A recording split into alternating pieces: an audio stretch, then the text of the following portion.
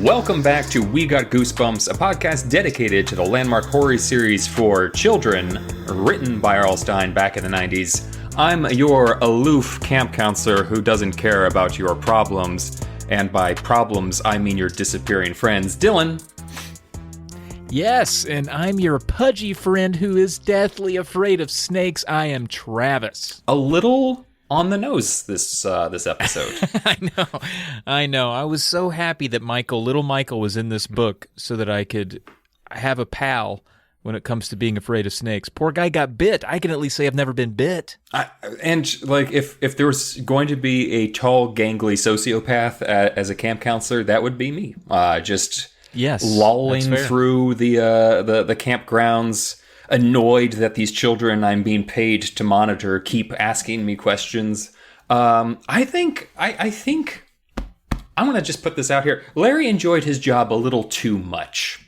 I don't think Larry's job really encompassed the full banquet of banal evilness that he perpetrated throughout this book. But I guess we'll get there because I've once again cut myself off at the knees and didn't let anyone know that we're talking about book number 9 in the series, which is Welcome to Camp Nightmare, which was released in July of 1993. And we're going to be leading listeners through the plot here, Travis, but I'm going to keep this one simple because this is something that's bothered me for my entire life, basically. Travis, did you ever go to sleepaway camp? I did. And I wanted to squeeze in there that you're a regular bad Larry. You're just a regular old bad Larry. People say that. You never hear people say that? Like, look at this bad Larry. You're a real bad Larry there, Dylan. That's one of my favorite sayings that I throw out every now and then. I've been trying to work it in. I don't know when it expired, but I'm trying to bring it back. But no, I did go to summer camp a couple times as a middle school kid because back in the 90s, I just so happened to believe in Jesus. And so I would get on a bus with some other God-fearing kids, and we would ride up. Now, here's a funny thing for you, Dylan. Where I grew up was about an hour and a half drive, 2 hours on a church bus that obeyed the speed limit because you don't want to sin on the way up. And you go all the way to this church camp, First Church of God. I don't even know what denomination that is. I just went because a cute girl down the street went. So I don't even know what we believed. I just went because sometimes there were potlucks.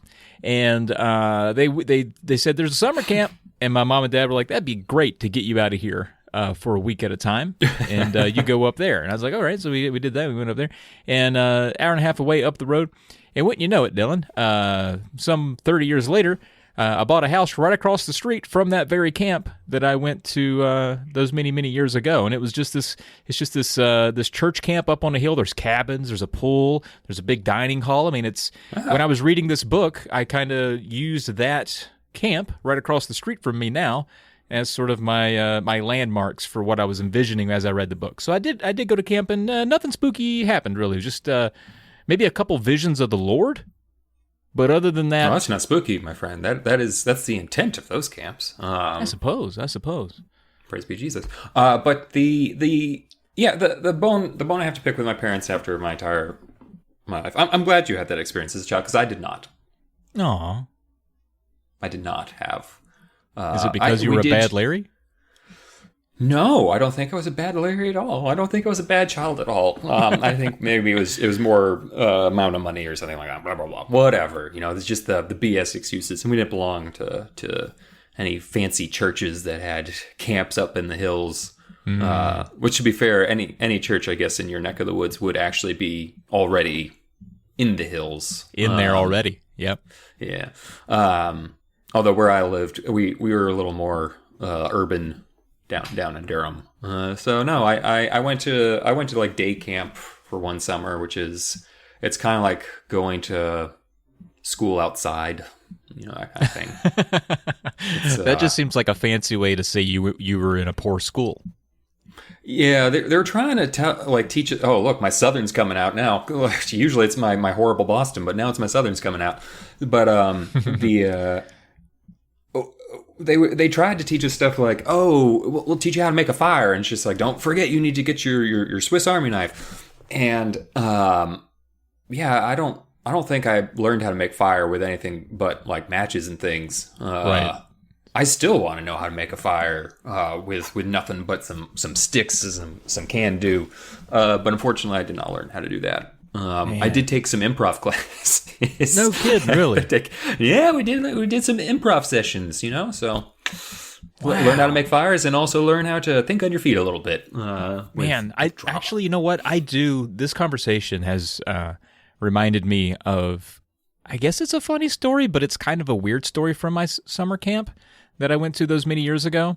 There was an event. There was an event at this camp where some kids had clogged up purposefully the toilets. They clogged the toilets, and I guess just stuffing a bunch of paper towels down in there and trying to flush them, causing a little bit of flood. I see. You're not saying that they deliberately ate to bursting and then went to town on these. Okay, I don't think so. And some part of my brain thinks it might have been me who did it, but I don't know if I'm just implanting that years later. I don't think it was me. I can't. It's weird that I can't remember that part, very key part. But what I do remember is the camp director getting real upset and like no one fessing up to it, and he pulled out the Bible and everything. We need honesty. We need you to come forward. Like no one's admitting to it. So you know what he makes us do, Dylan? You know what he makes us do? He takes all of us boys up in the hills and makes us bust wood at church camp. We have axes, and we have to bust wood until somebody admits to doing it. And I remember, this is my memory. Okay, this is my memory. There's this one kid, and man, I don't want to body shame anybody, but it sticks out to me. This has been a long time, maybe, close to 30 years ago, and this is the only thing that sticks out to me. Busting wood in the hot sun, and there's this one heavyset kid who had the most conic-shaped boobs I have ever seen then, since, or before. I mean, these things. They look like, like in some Egyptian art, how they kind of make them conic, or they would have conic decorations around them. Like this kid looked like his man boobs, his boy boobs were molded as such, and I just couldn't stop staring at him because I was like, that is the most geometrically symmetrical boobage I've ever seen on a human being, and that took my mind off the torture that we endured. And then I think somebody just falsely admitted to it so that we can just go eat. Well, and at that point, like, if you do that for like an hour, are you still going to punish the kid? I guess if you're the kind of person that makes a bunch of children chop wood for an hour because some numbnuts clog the toilet, you probably, also still continue to punish the child that finally admits to doing it. And we weren't even Baptist. That feels like a Baptist move to me. We weren't. I don't know. I mean, you don't know what you were. You could have been Baptist, or you could have been like Seventh-day Adventist. How much snakes did you touch? Probably none. I can say we weren't Baptist, but I don't know what we were. We might have been Mormon. I have no idea. Didn't pay attention. You're going to find out later that you were like Greek Orthodox, that you were one of the few members of a Greek Orthodox congregation out in Appalachia. What's funny is my parents didn't even go to church. They just dropped me off and went home. So I would have never even been able to ask them what we were because they just dropped me off at a church. I think they were trying to put me up for adoption every Sunday, and I kept coming home. It's funny because I feel like the main reason we didn't go to church is because my parents like to sleep in on Sundays, so that's not going to happen. Because I think when I was on the younger side, maybe we could have been maybe my mom would have been like, maybe we should try it, go to church. Nah, just try it out. It's a lifestyle, really, for a lot of folks. That's really all it is. But anyway, enough of that. Your sleepaway camp, your day camp. So you're jealous. You didn't get to go to a sleepaway camp. You feel like that stunted you socially, and you're still feeling the ramifications of that to this day.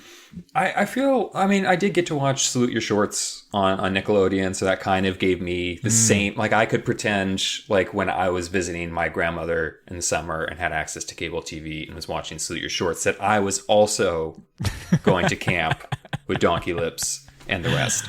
That's such a good show. It is. I like that one slightly more than Hey Dude. Like... But did they come on back to back? I associate them together. I feel like they did. I don't even know if they were even aired and filmed around that. Like one of them could have been put out in the 70s and the others, I don't think that's true, but because of the fact it was like one of two very few live action shows I watched on Nickelodeon with older kids. Like Pete and Pete I didn't watch a lot of. I was more a Clarissa Explains It All kind of guy. Yeah, same. All right. Well, that was summer camp, but neither of us really experienced much of what went on in this here book that we're going to be talking about here later. But we got to get to the cover, because to get to the meat, we got to get to the cover, man. And I got to say, once again, out of the gate, let's just hit it. Let's just hit them.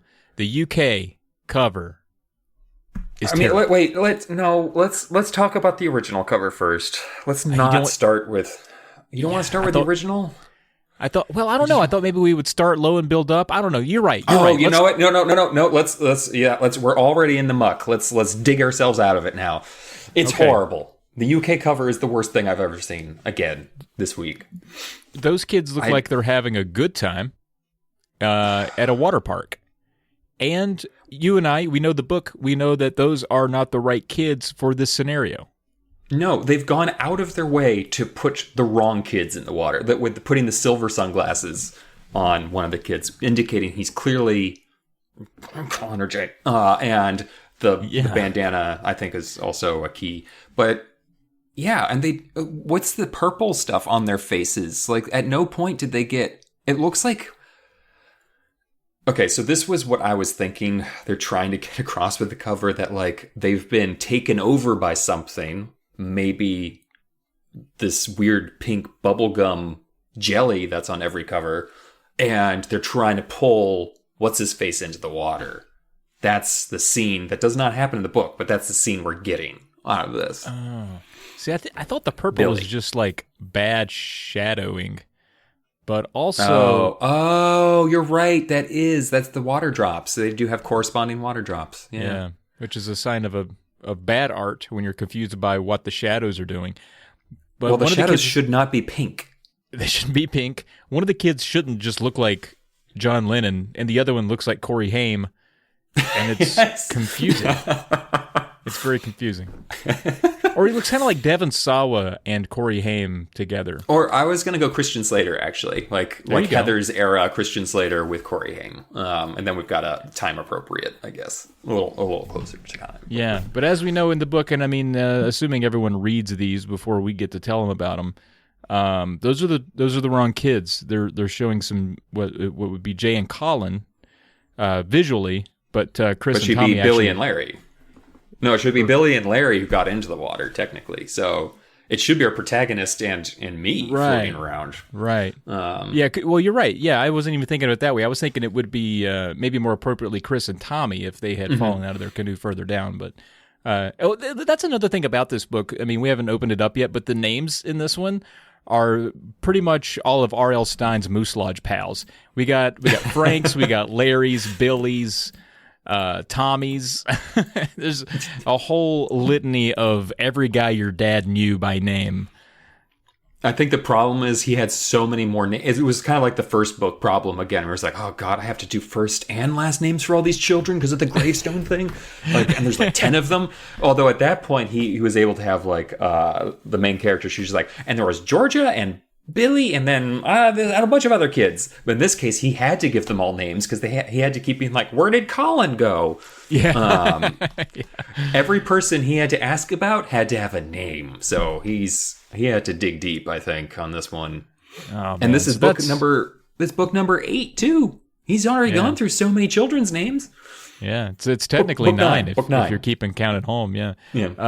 All right, so I was so excited. I had to get the UK cover out of the way. Let's appreciate this Tim Jacobus US cover real quick, because that one is what the other ones I think internationally are kind of based on. The UK do their own thing. They don't give a shit about what Tim Jacobus is up to, but here in North America, Tim Jacobus.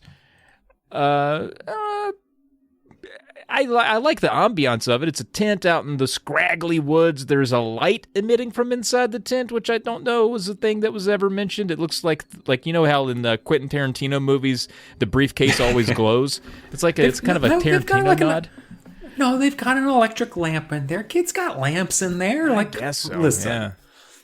And we got a mythical beast hanging out, which is a very small part of the book. It's not really even a real threat necessarily, but that thing is shown. But there's something that he does throughout the whole book that I love, and you even see it referenced on the cover sneakily, which is the sky. But we'll get there. Those reds and purple skies that we keep hearing about throughout the entire book. Yeah. Yeah. Some otherworldly type atmospheric conditions. I don't know. I think this cover is okay, but I mean, it doesn't like it's not one that's going to rank high for me among some of the others we talked about. For me, I'm kind of appreciating the cover more in the sense that than I did as a kid, actually, because I think it's actually a very good cover. I like style, like in terms of like what it does. Like it's very eye catching. It's got the very bright focal point in the middle, and like draws your eye in. And then you look at the rest of it, and it gets kind of creepy and spooky from there. Like that tree is pretty. I really like that tree. That's a good tree. That's no Welcome to Dead House tree. That's a nice tree. That's a nice tree. Left. Yeah, I would say that is a tree Amanda could knock over though. And that's true. What I do like is like even seeing the cover enlarged on an HD screen, I still can't tell what that creature is. Like the more details I kind of see, like it kind of looks cat-like to some degree. Like I can't tell what it's supposed to be. It looks like E.T.'s dad. Oh yeah, like he's just like, Elliot, did you get him? Has anybody seen my boy? He's diabetic. He can't have Reese's Pieces. God, I don't think I could do that voice again, which is probably for the best. But yeah, that's it for the North American cover. The 2003 version is essentially the same thing, but in reverse. For some reason, it's the first time I've seen them reverse the 2003 version, and then the 2010 version. Man, I just don't like it. Once again, they put the words on there too big. It obscures too much of the art that's there, and I'm not huge on that art style. I mean, it's not terrible. It's basically the same cover reimagined. It's just not my thing. Yeah, and it does exactly what I said the first cover did well, which is the opposite of which is like the monster is very obvious. Like, oh, that looks just like a purple cat monster. Yeah. Like, I don't know what this thing is. I don't know what the intent on like the original cover, like that hand's a little too grabby for me to be 100% comfortable or wherever it's going. But this one, like I don't even think this monster's going to kill anybody. Like the new monster looks like, I'm a scary booga booga monster. Come out your tent. Like it doesn't look like, it looks like from Monsters Inc. It looks like a Monsters Inc. monster. That's what it looks right. Like. It does. It absolutely does. All right. I was going to skip ahead to the French cover here. They have two versions, and the first one kind of gives too much away, Dylan. It's a boy with a what is it, like Fast Times at Ridgemont High haircut, and he's got his hands over his ears. Oh God, I'm not so big with Street Fighter. Is Guile the one who's got that flat top, or his like head is like perfectly flat? Yeah, he does have one of those. There's some creepy silhouetted figures in the background with just their eyes showing, all Looney Tunes style. It kind of looks like the creatures from The Descent. It does. Shadow. Oh my God, it does. Like. I just rewatched that, so that's kind of fresh in my brain. And it looks like he's on the planet Mars, straight up. Yeah, Red Rock. I think planet. that is. Yeah, I think because I think that's supposed to be like Phobos and Deimos, like Mars's two moons, and probably the Earth behind it. So I think he is supposed to be on Mars on this cover. Which that gives way too much away. A little I saw tiny that cover, bit. Yeah, there's no way that I would appreciate the rest of the book. I mean, the ending would be like, oh, of course.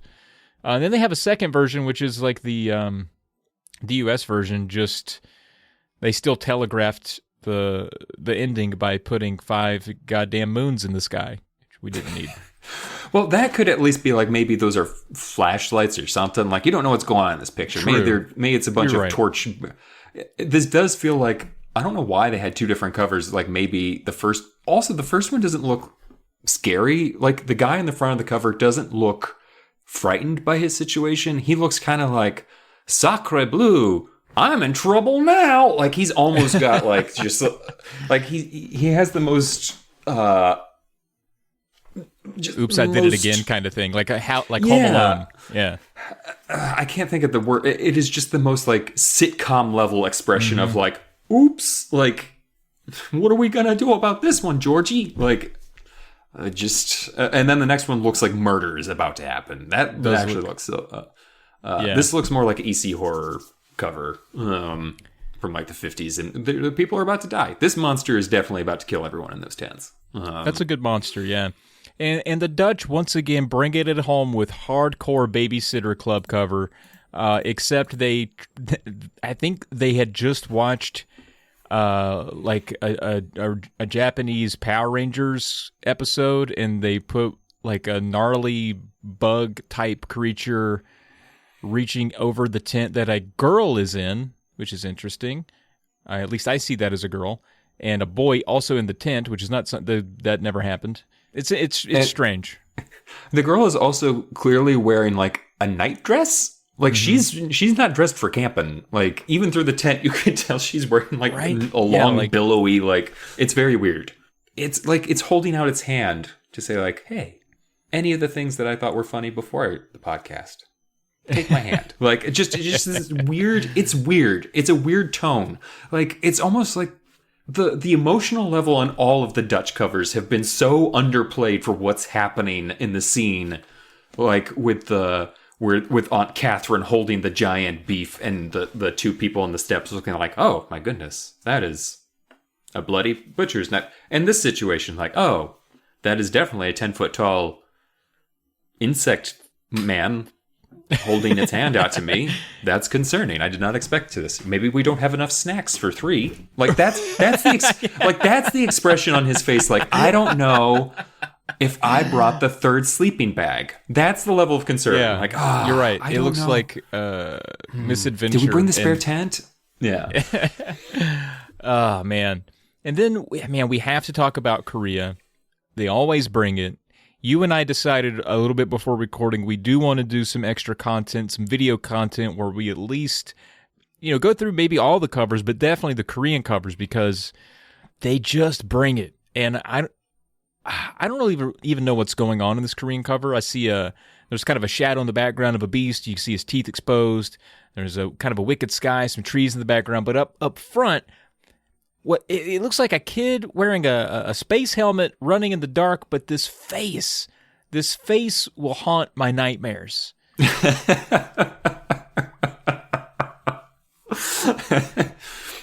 didn't even mention the tiny cabins. There's tiny cabins, and the kid looks 80 feet tall. I don't understand what is happening, but I love it. It makes me so happy. Like it's just like I didn't even think about the helmet thing. I didn't even think about that. Like, why is he wearing a helmet? Like, it doesn't even make sense in the book. Oh, I love it.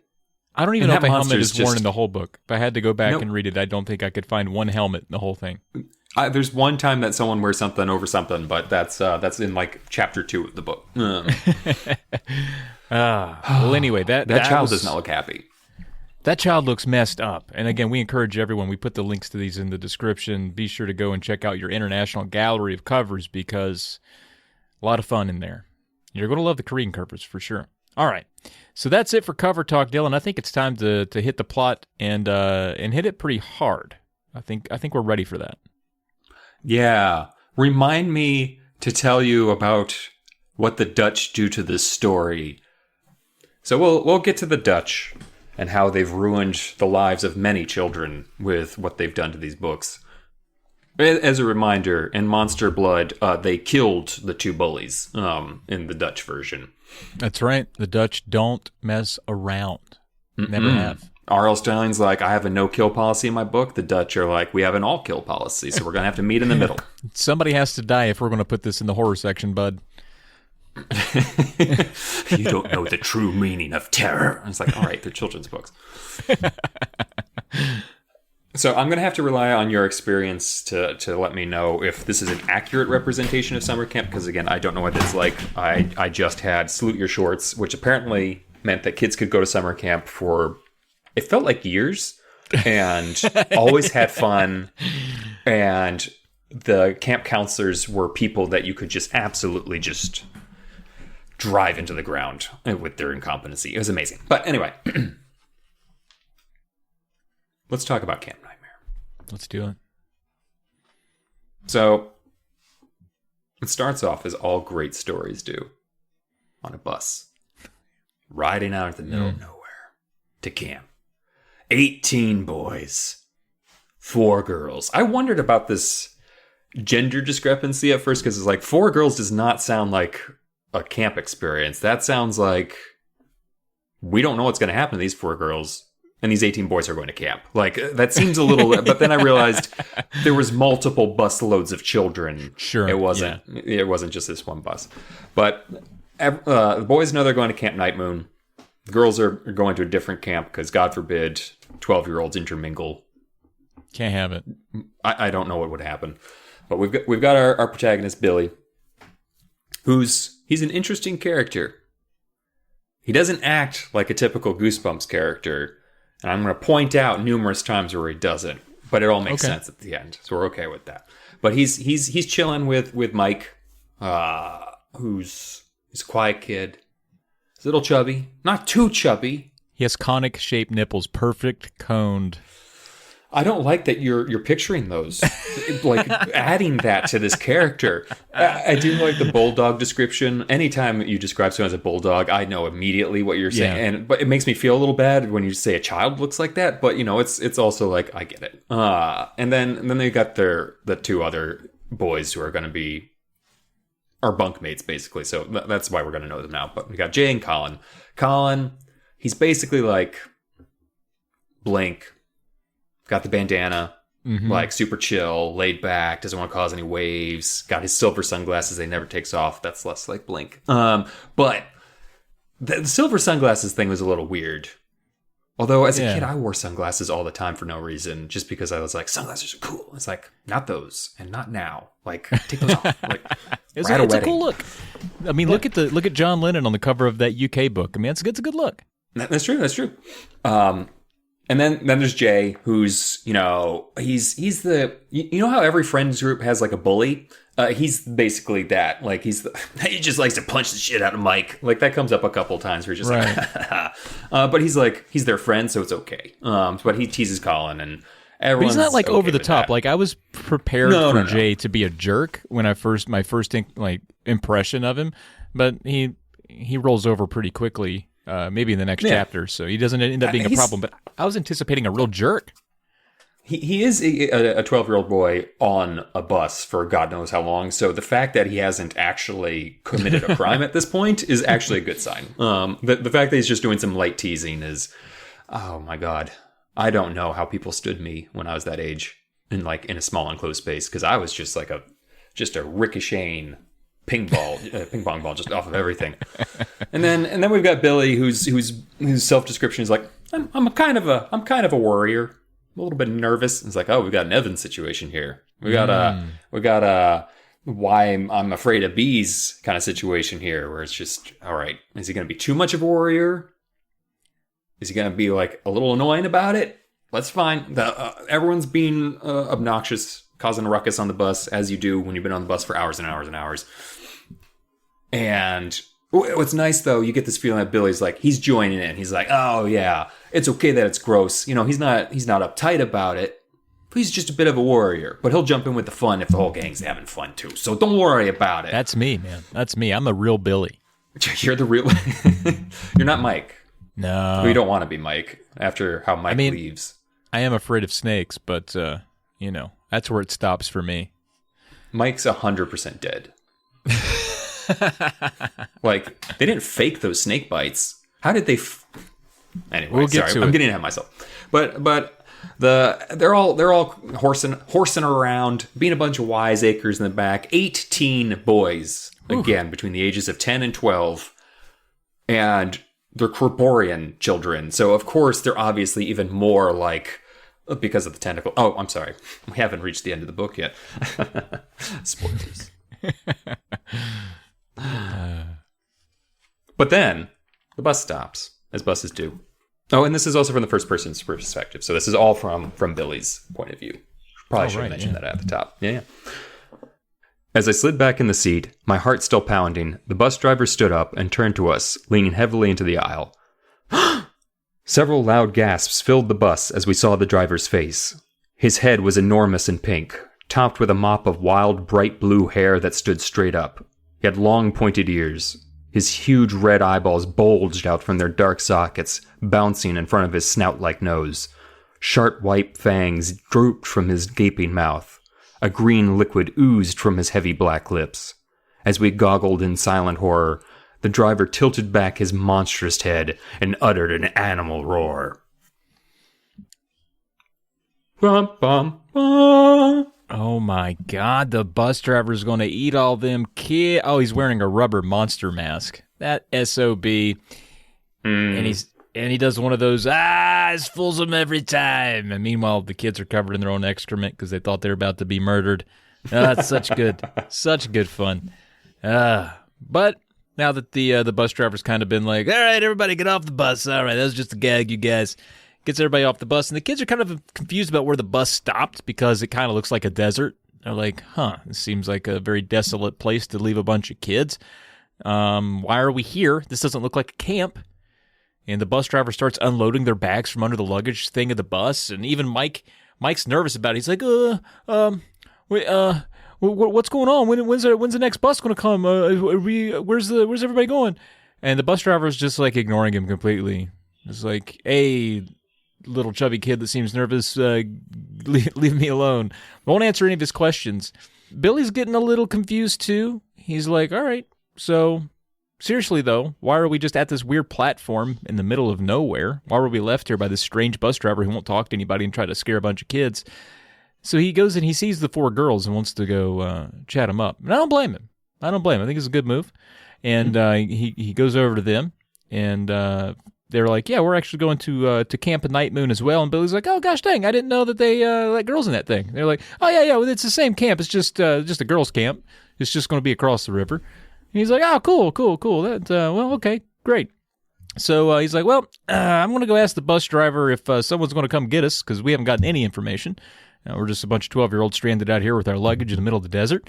But then the bus driver just kind of turns his back to him, climbs inside his bus, slams the door, and peels out, leaving a bunch of kids by themselves in the creepy desert that's only going to get creepier, Dylan, because at this moment, all these kids, they start to hear from out in the distance the distant cries of animals. Rawr, rawr, meow, meow, woo, woo, woo, woo. Bum, bum, bum. I'm going to say this about this book. Mr. Stein does not goof around with the cliffhangers in this one. I feel like not as much, no. There's one book in particular, I think it was the Slappy one, where literally every cliffhanger was fake until like the very end of the book, and then there was like one real cliffhanger. But like when I read this, I was like, all right, these are probably going to be camp counselors, right? No, these are creatures. They keep calling them. What's weird is the kids keep using terms that I'm just like, I don't know what a prairie cat is, but I'm pretty sure that's a bullshit thing. Like, are you kids being dragged out here on a snipe hunt? Because, but on the other hand, I just learned about an animal existing that I did not know existed like 2 years ago. Like that apparently there's something called a fisher cat up here that's like a big weasel and it'll fuck you up. And I only learned about it after I've lived here for 10 years. That's a chupacabra, I bet. It is. It sounds like a real life, like people talk about it and they're just like, yeah, that'll, like if you have your dog with you, it'll eat your dog from the inside out and just burst out its skull. It's like, I'm sorry, what? How'd it get in there in the first place?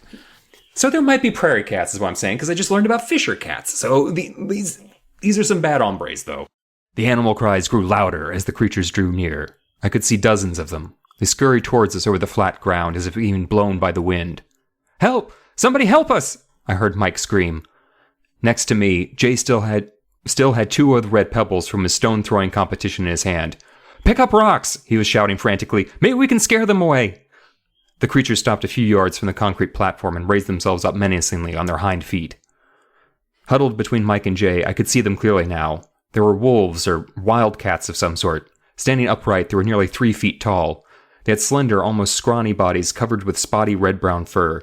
Their paws had long, silvery claws growing out of them. Their heads were nearly as slender as their bodies. Tiny red weasel eyes stared hungrily at us. Their long mouths snapped open and shut, revealing double rows of silvery, dagger-like teeth. Yikes. I actually had noticed that your version that you're reading, there's a few words that are different between mine and yours. Yeah, because you said Jay still had two pebbles, and mine says rocks. And then you said silvery claws, and I have silvery nails. Oh, interesting. Yeah. But yeah, those sound like real things. I was like you. I thought, okay, well, they're at the camp and they're being hazed, and it's just going to be the camp counselors just, menacing them a little bit. But no, these are murderous, I want to say fisher cats. I just Googled them, and I'm with you. I think that's what these are. I think these are fisher cats. And the fact that they're like standing on their hind, like, what is standing on its hind? I'm assuming these kids are in America somewhere. There's, if I was a child, I would be like, I think I would know about something my height that runs around with silvery claws and just like, I think that might be a prairie cat, you guys. No, it's not a prairie cat, sir. I don't know what that is. But they're like jumping at the kids, leaping up onto this platform that they're on. And the kids are like trying to like scare them off with rocks or booking it out. But these prairie cats, I guess we're calling them prairie cats, are like clambering up over the platform and starting to like get closer to the kids. And then Billy falls off the platform backwards, hits his head, dazed and vulnerable. They're about to come at him. And he's... Oh, right, I do the dun dun dun. You cliffhanged your own cliffhanger. Nicely done. Well, a green bus pulls up. This is a different bus. Green bus pulls up. Apparently, there's a lot of commotion. The kids don't even notice. This bus has probably been going up a dirt road toward them for the better half of 10 minutes, and the kids don't notice. The bus pulls up. A man steps out of the bus, fires a rifle, a friggin' firearm, into the air, and the creatures all scatter. And he saves the day because now, Billy can stand up and be like, oh, gosh, dang, I didn't get mauled by a prairie cat. That's great. Who's this hero? Well, this hero, this is a man named Uncle Al. And it's never a good sign when someone's goes first name Uncle. I don't think that's ever been good for anyone. Uncle Sam, not great. Takes too much of my money. But this Uncle Al, he's actually the camp director. And he loads them into the bus, doesn't even mention what the creatures were. The kids are like, what was that? What was that, Uncle Al? No response. Just get on the bus. So they do. He loads all their luggage up to get on the bus, and they got a short trip. To Camp Nightmoon. Now, it's an interesting question. It's even posed in the book. Why hadn't that first bus taken them all the way? Is it something like maybe the first bus, maybe that bus driver didn't have camp clearance, wasn't allowed to go that far. It's definitely some sort of union rule, man. It's just a union rule. Yep. Who knows? They've got to have their own guide, run the bus to and from the camp directly. Other guy is only contracted out to this point. If he goes a mile over it, leaves the kids unchaperoned. I mean, it's a mess out there. But again, Uncle Al comes, saves the day, takes them the rest of the way. Now they get to camp. And they drop the girls off across the river. They go the rest of the way to the boys' camp. They get to camp. They're assigned their bunks. We got Jay, Colin, Billy, and Mike, the four amigos there in bunk number 4. And here, this is where we get to meet the aforementioned Larry. He's going to be their counselor. These boys are going to be assigned to a tall, lanky redhead named Larry. Is he a bad Larry or a good Larry? Stay tuned. But they get in there. He's not a great Larry. I think he literally walks in. He walks in. They say, "Oh, are you our camp counselor?" And he's like, "Looks like it." Unpack and leaves. That is his whole interaction with them. Yeah, he's not fun at all. So the boys, they inspect the room. It's got a couple windows. It's got some furniture where the drawers are stuck. They got a couple bunk beds. They start making the beds. Billy wants to be on the top bunk, or more that Mike wants to be on the bottom bunk because he's afraid of falling out. So Billy's like, all right, I'll take the top bunk. Mike, no big deal. And of course, Billy knows that the top bunk is the best bunk. Yeah, I've always been a top bunk guy myself, and that's how you keep the snakes out of your bed. 100%. And they start making their beds. Larry, he did actually bring some linens over for the boys to slap on their beds. And Larry then leaves, and as Billy's making his bed there in the top bunk, he hears a scream from below on the bottom bunk. What could be going on already? Dum, dum, dum. Making a bed gone wrong? Snakes! Yeah, it's snakes. When I was reading this book, I was like, oh, thank goodness this one's chapter 5. It's an odd number 1 because I'll get this one in travel and have to suffer through it twice. This is another time where any other R.L. Stine book, any other Goosebumper, fake snakes. Fake, yeah. Like they like, oh, there's like these 2 fake snakes in the bed sheets. What's going on?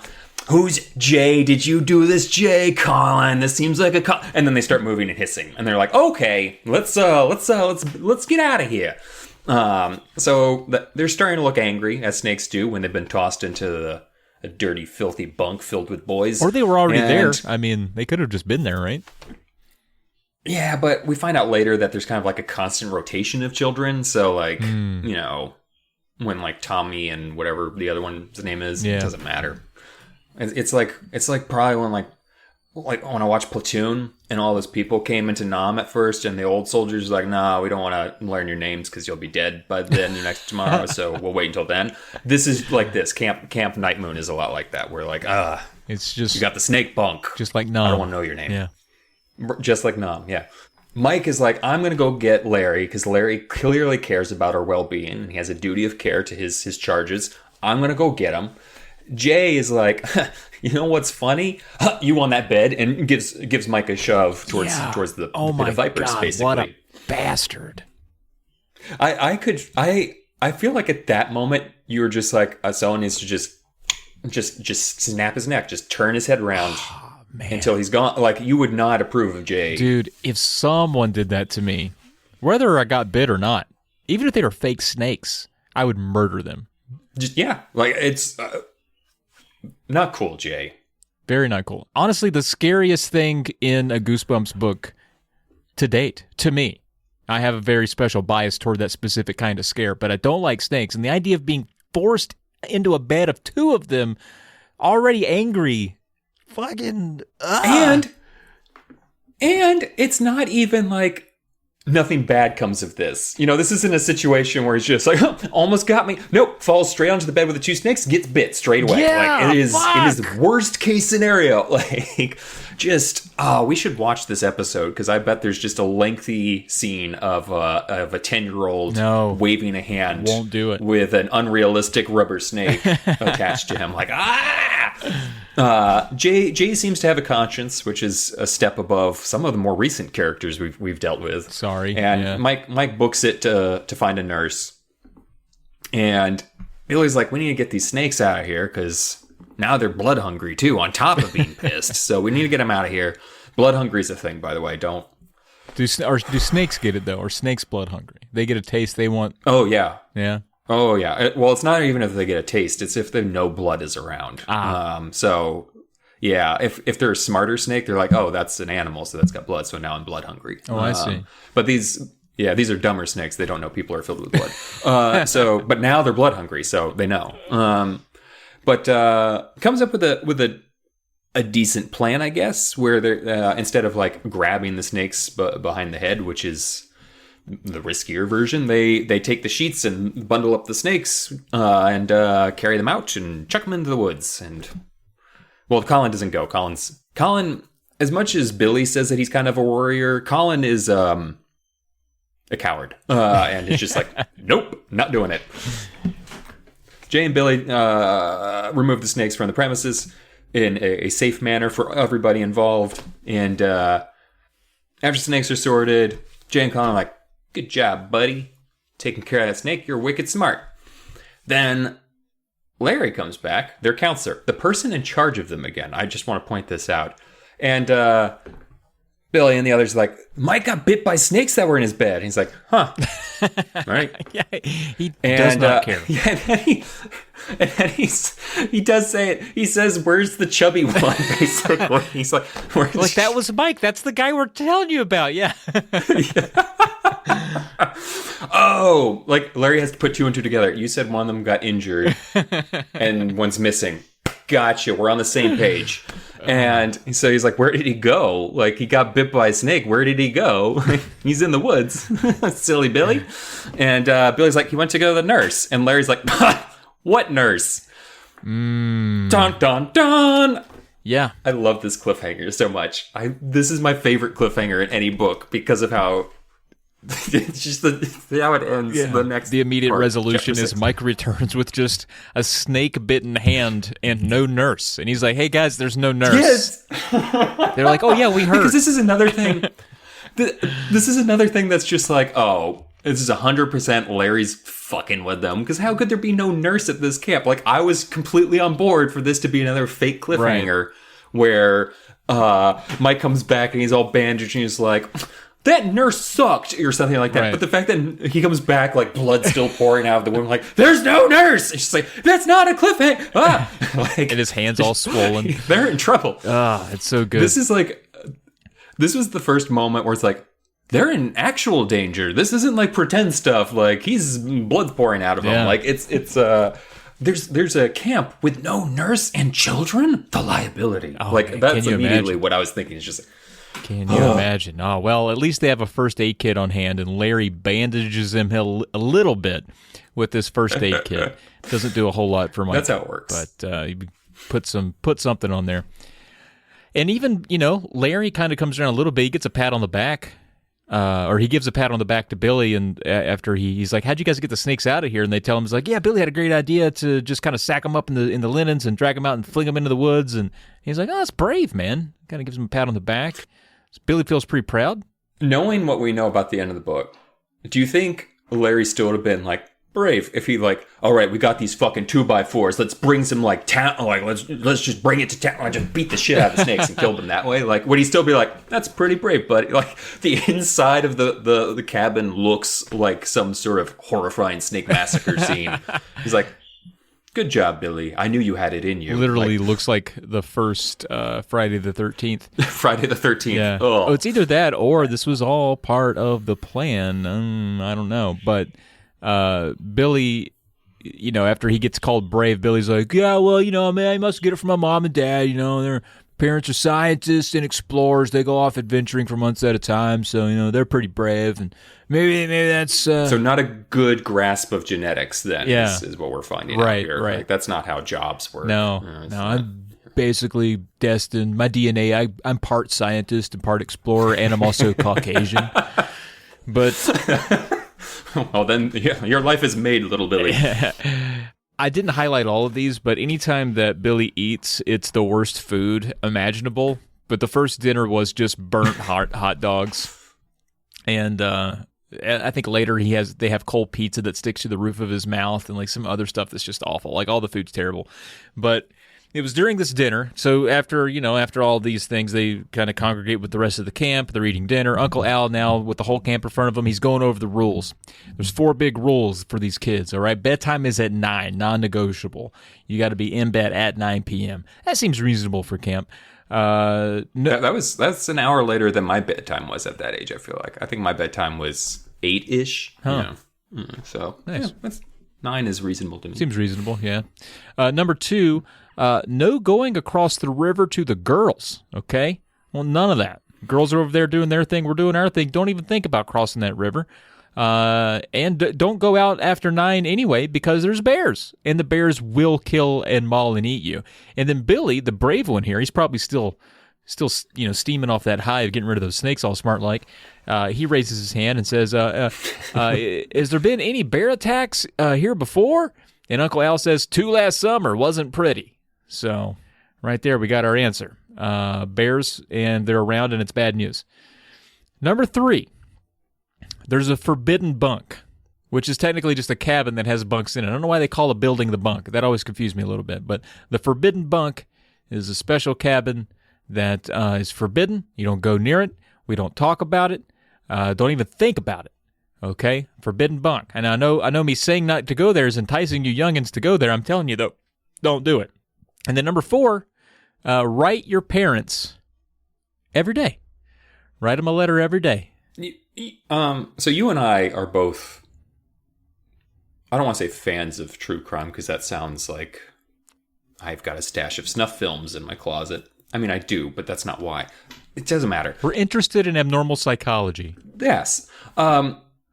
The moment I heard write your parents every day, my stomach just like clenched up like a double fist. Because that's the number of times it's just like, oh, we got letters from little Becky, but they seemed a little strange and her tone seemed forced sometimes. She's been dead for 8 months, you fool! Like, it's just, I don't like that. That whole situation made me want to vomit. Like when he got to that role, it's like, they're going to be disappeared. That's the only thing that makes sense in this situation. Like, I'm on board 100% that all these children are going to die in this Goosebumps book.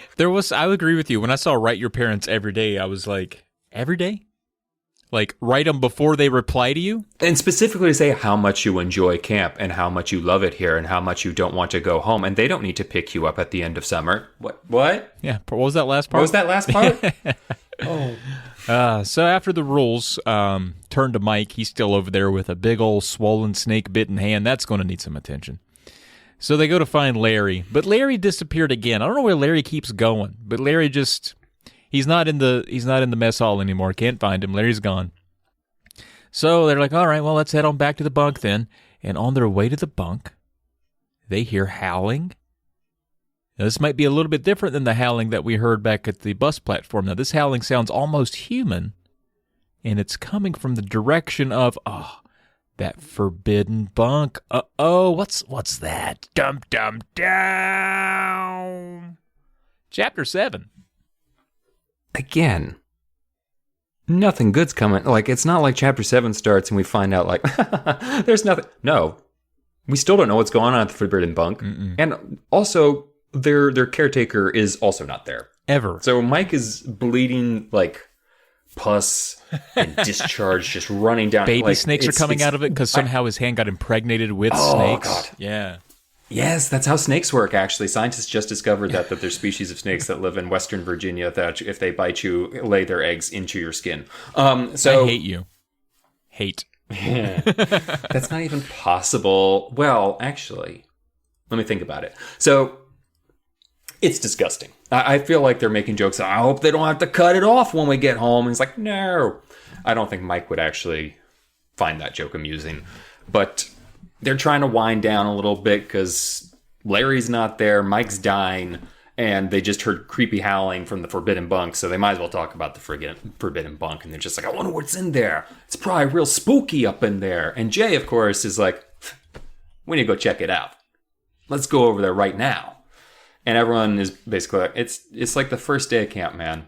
It's the first day. Mike got bit like the moment he stepped in the cabin. Can we not go to the forbidden bunk today? Let's call it a day. Yeah, seriously, calm down. Jay is just like gung ho. Well, Jay backs off, which is nice. He's not like any of the other characters. Like, no, we need to take a picture of your mom with the death camera in front of the invisible mirror right now.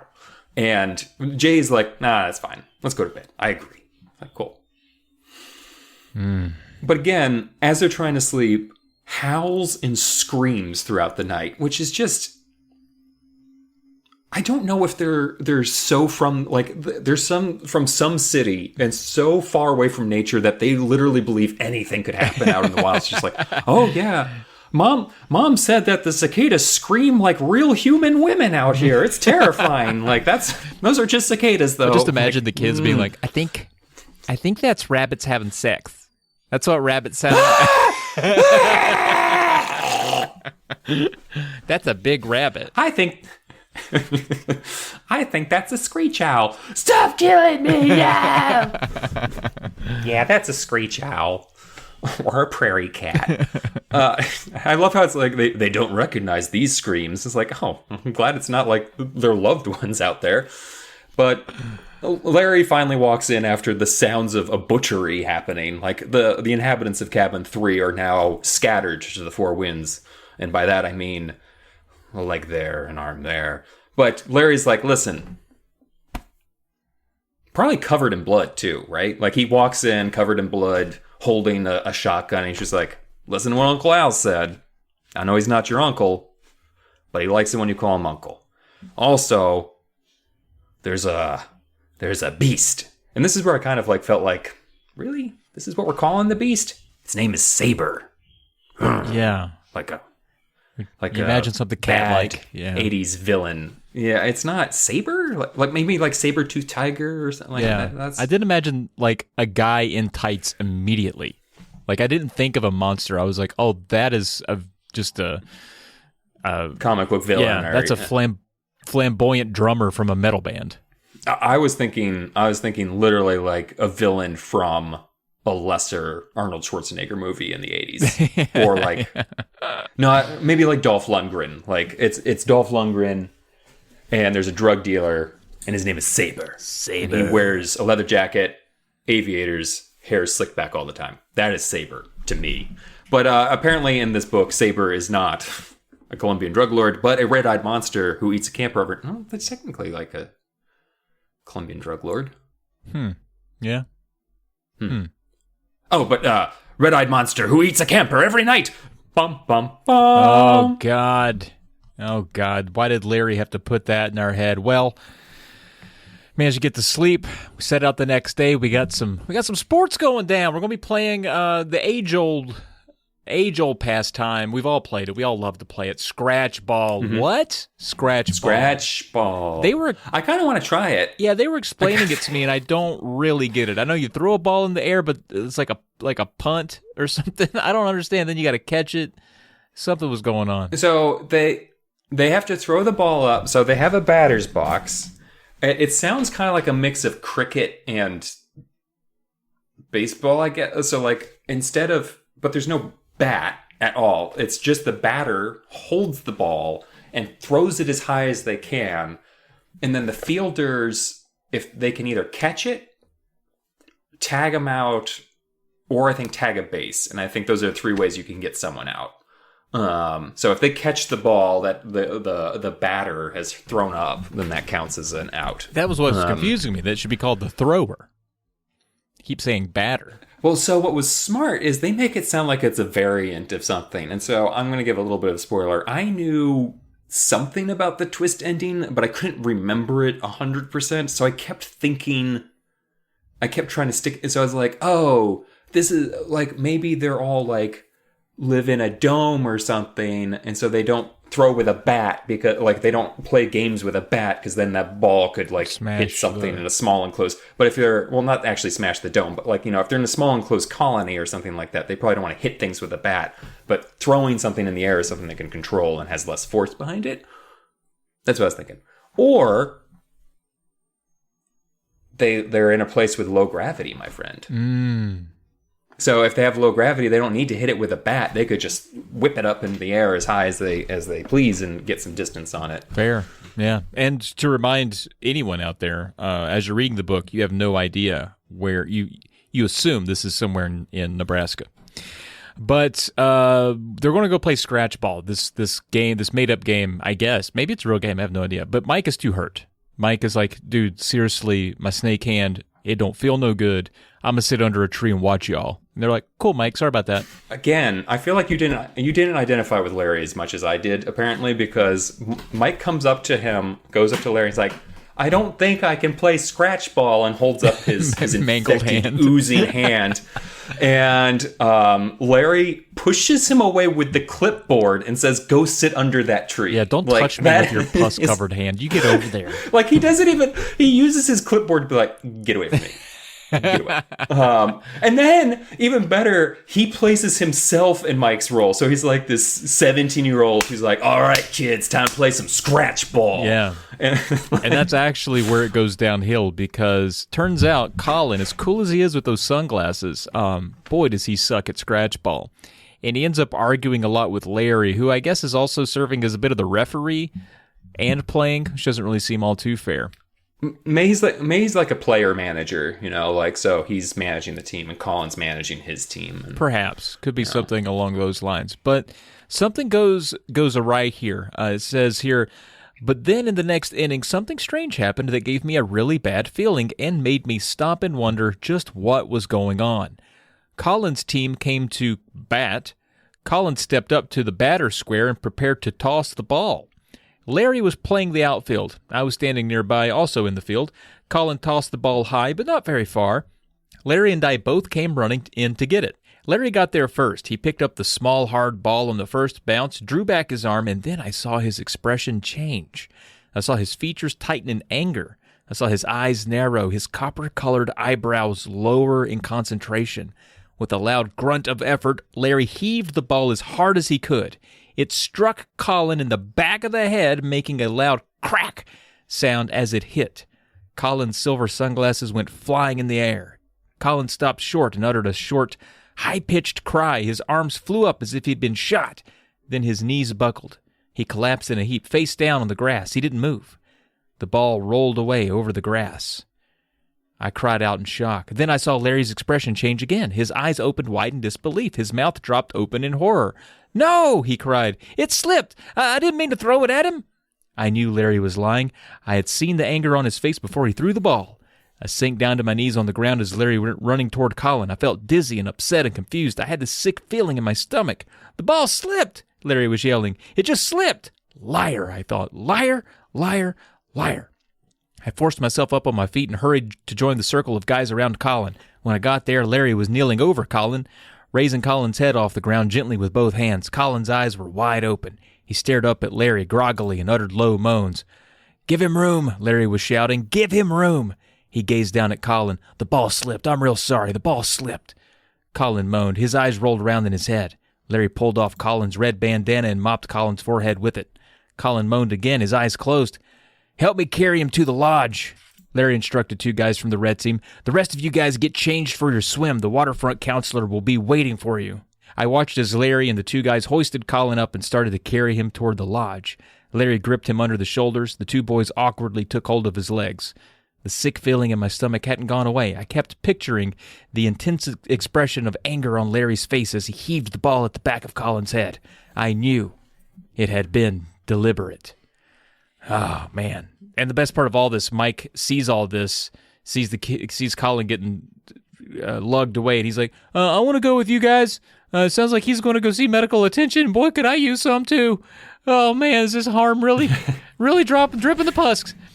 But this is an interesting ordeal because, I don't feel like this really ever comes back at any point, but it really seems odd, and it does seem like Larry just straight up tried to murder a boy.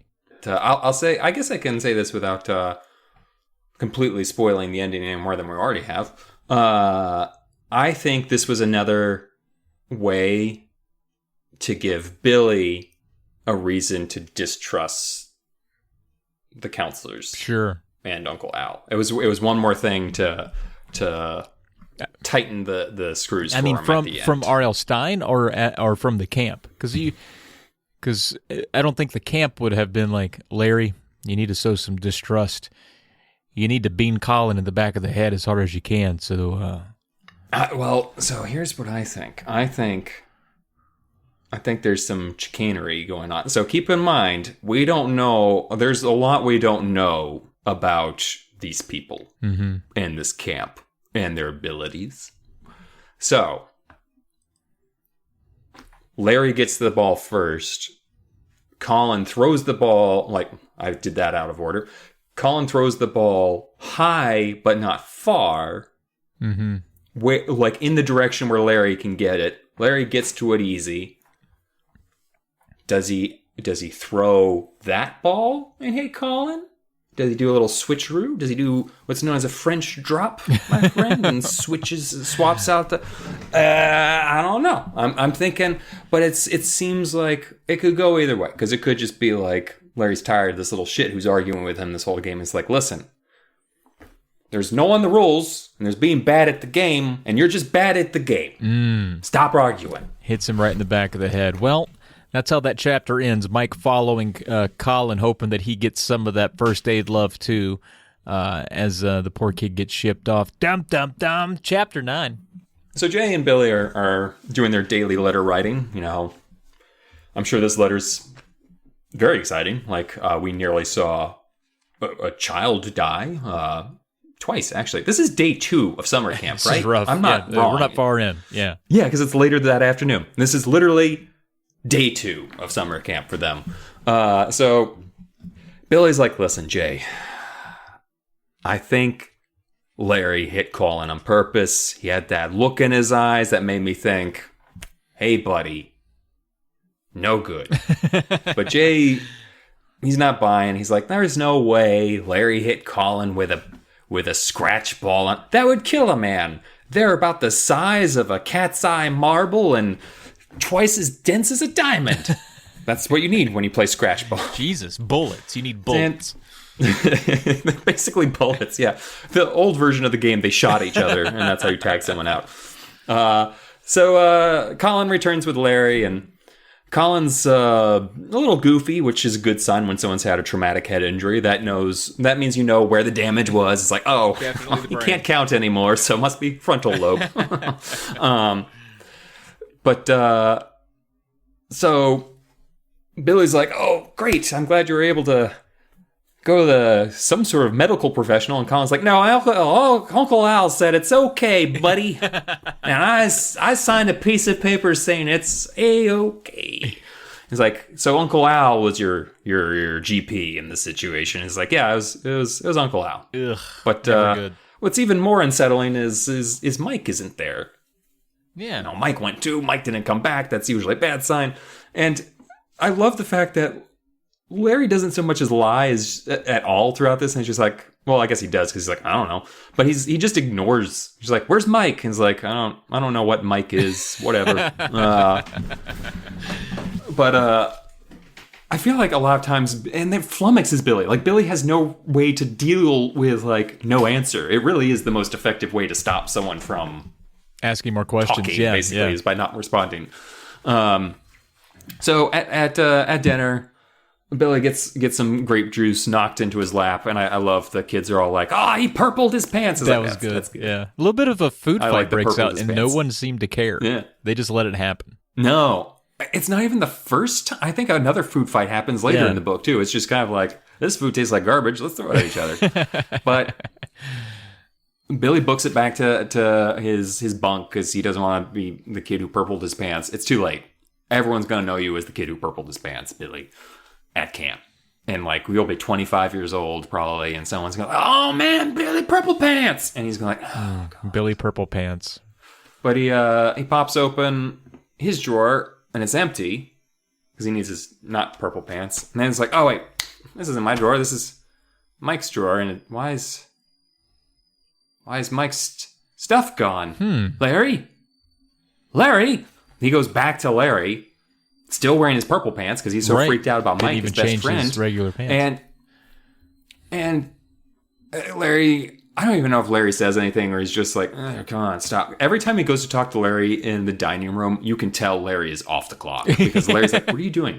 Like, I'm not working right now. I'm eating. This is my break too. Goodbye. Pretty much. Oh, I don't know where the chubby one is. Colin thinks that they probably sent him home because of the snake bite, which makes sense. Yeah, that's what I thought you that do was to children. reasonable. Or you dig a shallow grave, and that takes care of itself. Well, a little more than shallow. This I don't know is if Mike, you've ever watched. yeah. I don't know if you ever watched Wet Hot American Summer. Oh, of course. But the amount of child death that happens in that movie is delightful.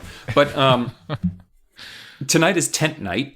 There's a lot of also last-minute scheduled events that happen at this camp where it's just like, by the way, guys, we're sleeping outside in tents. It's like, it is 30 degrees outside. Yeah. Tonight, we're in hot air balloons all night. It's going to be great. I hope you packed your air ballooning hats. It's like, no, I did not. Jay has a new friend, Roger, and he's like, we're going to check out the Forbidden Bunk. And Colin is like, nah, I'm good. I don't like anything more exciting than a good, rousing game of scratch ball, and look what happened to me. I'm not going to the Forbidden Bunk. Thank you. And all eyes turn to Billy. What will Billy decide to do? Bum, bum, bum. Well, Billy says, nah, dude. Nah, I'm not going to the forbidden bunk. First of all, it's called forbidden. I'm a rule follower, so immediately I'm not going to go there. I'm a little tired, too. I've had a long day of dealing with all of my friends getting hurt, so I think I'm just going to chill and hang back. And they're like, all right. So he falls asleep in the tent. I think they all kind of do. Until a few hours later, Billy wakes up. Jay and Roger getting ready to head out because he hears them whispering like, psst, hey, you got the thing? Yeah, I got the thing. You ready to go? Yeah, I'm ready to go. All right, hey. Oh, and then Billy wakes up and they're like, you sure you don't want to go, man? He's like, no, I don't. I'm good. Like, all right, man, we're getting ready to go. I loved, there's another description, I think, later in this chapter where, like, they're still in separate locations. They're like, we could hear them as they snuck not so quietly to the forbidden cabin. It's sort of like, we could hear them whispering the entire time. It's like, you guys aren't even near them anymore.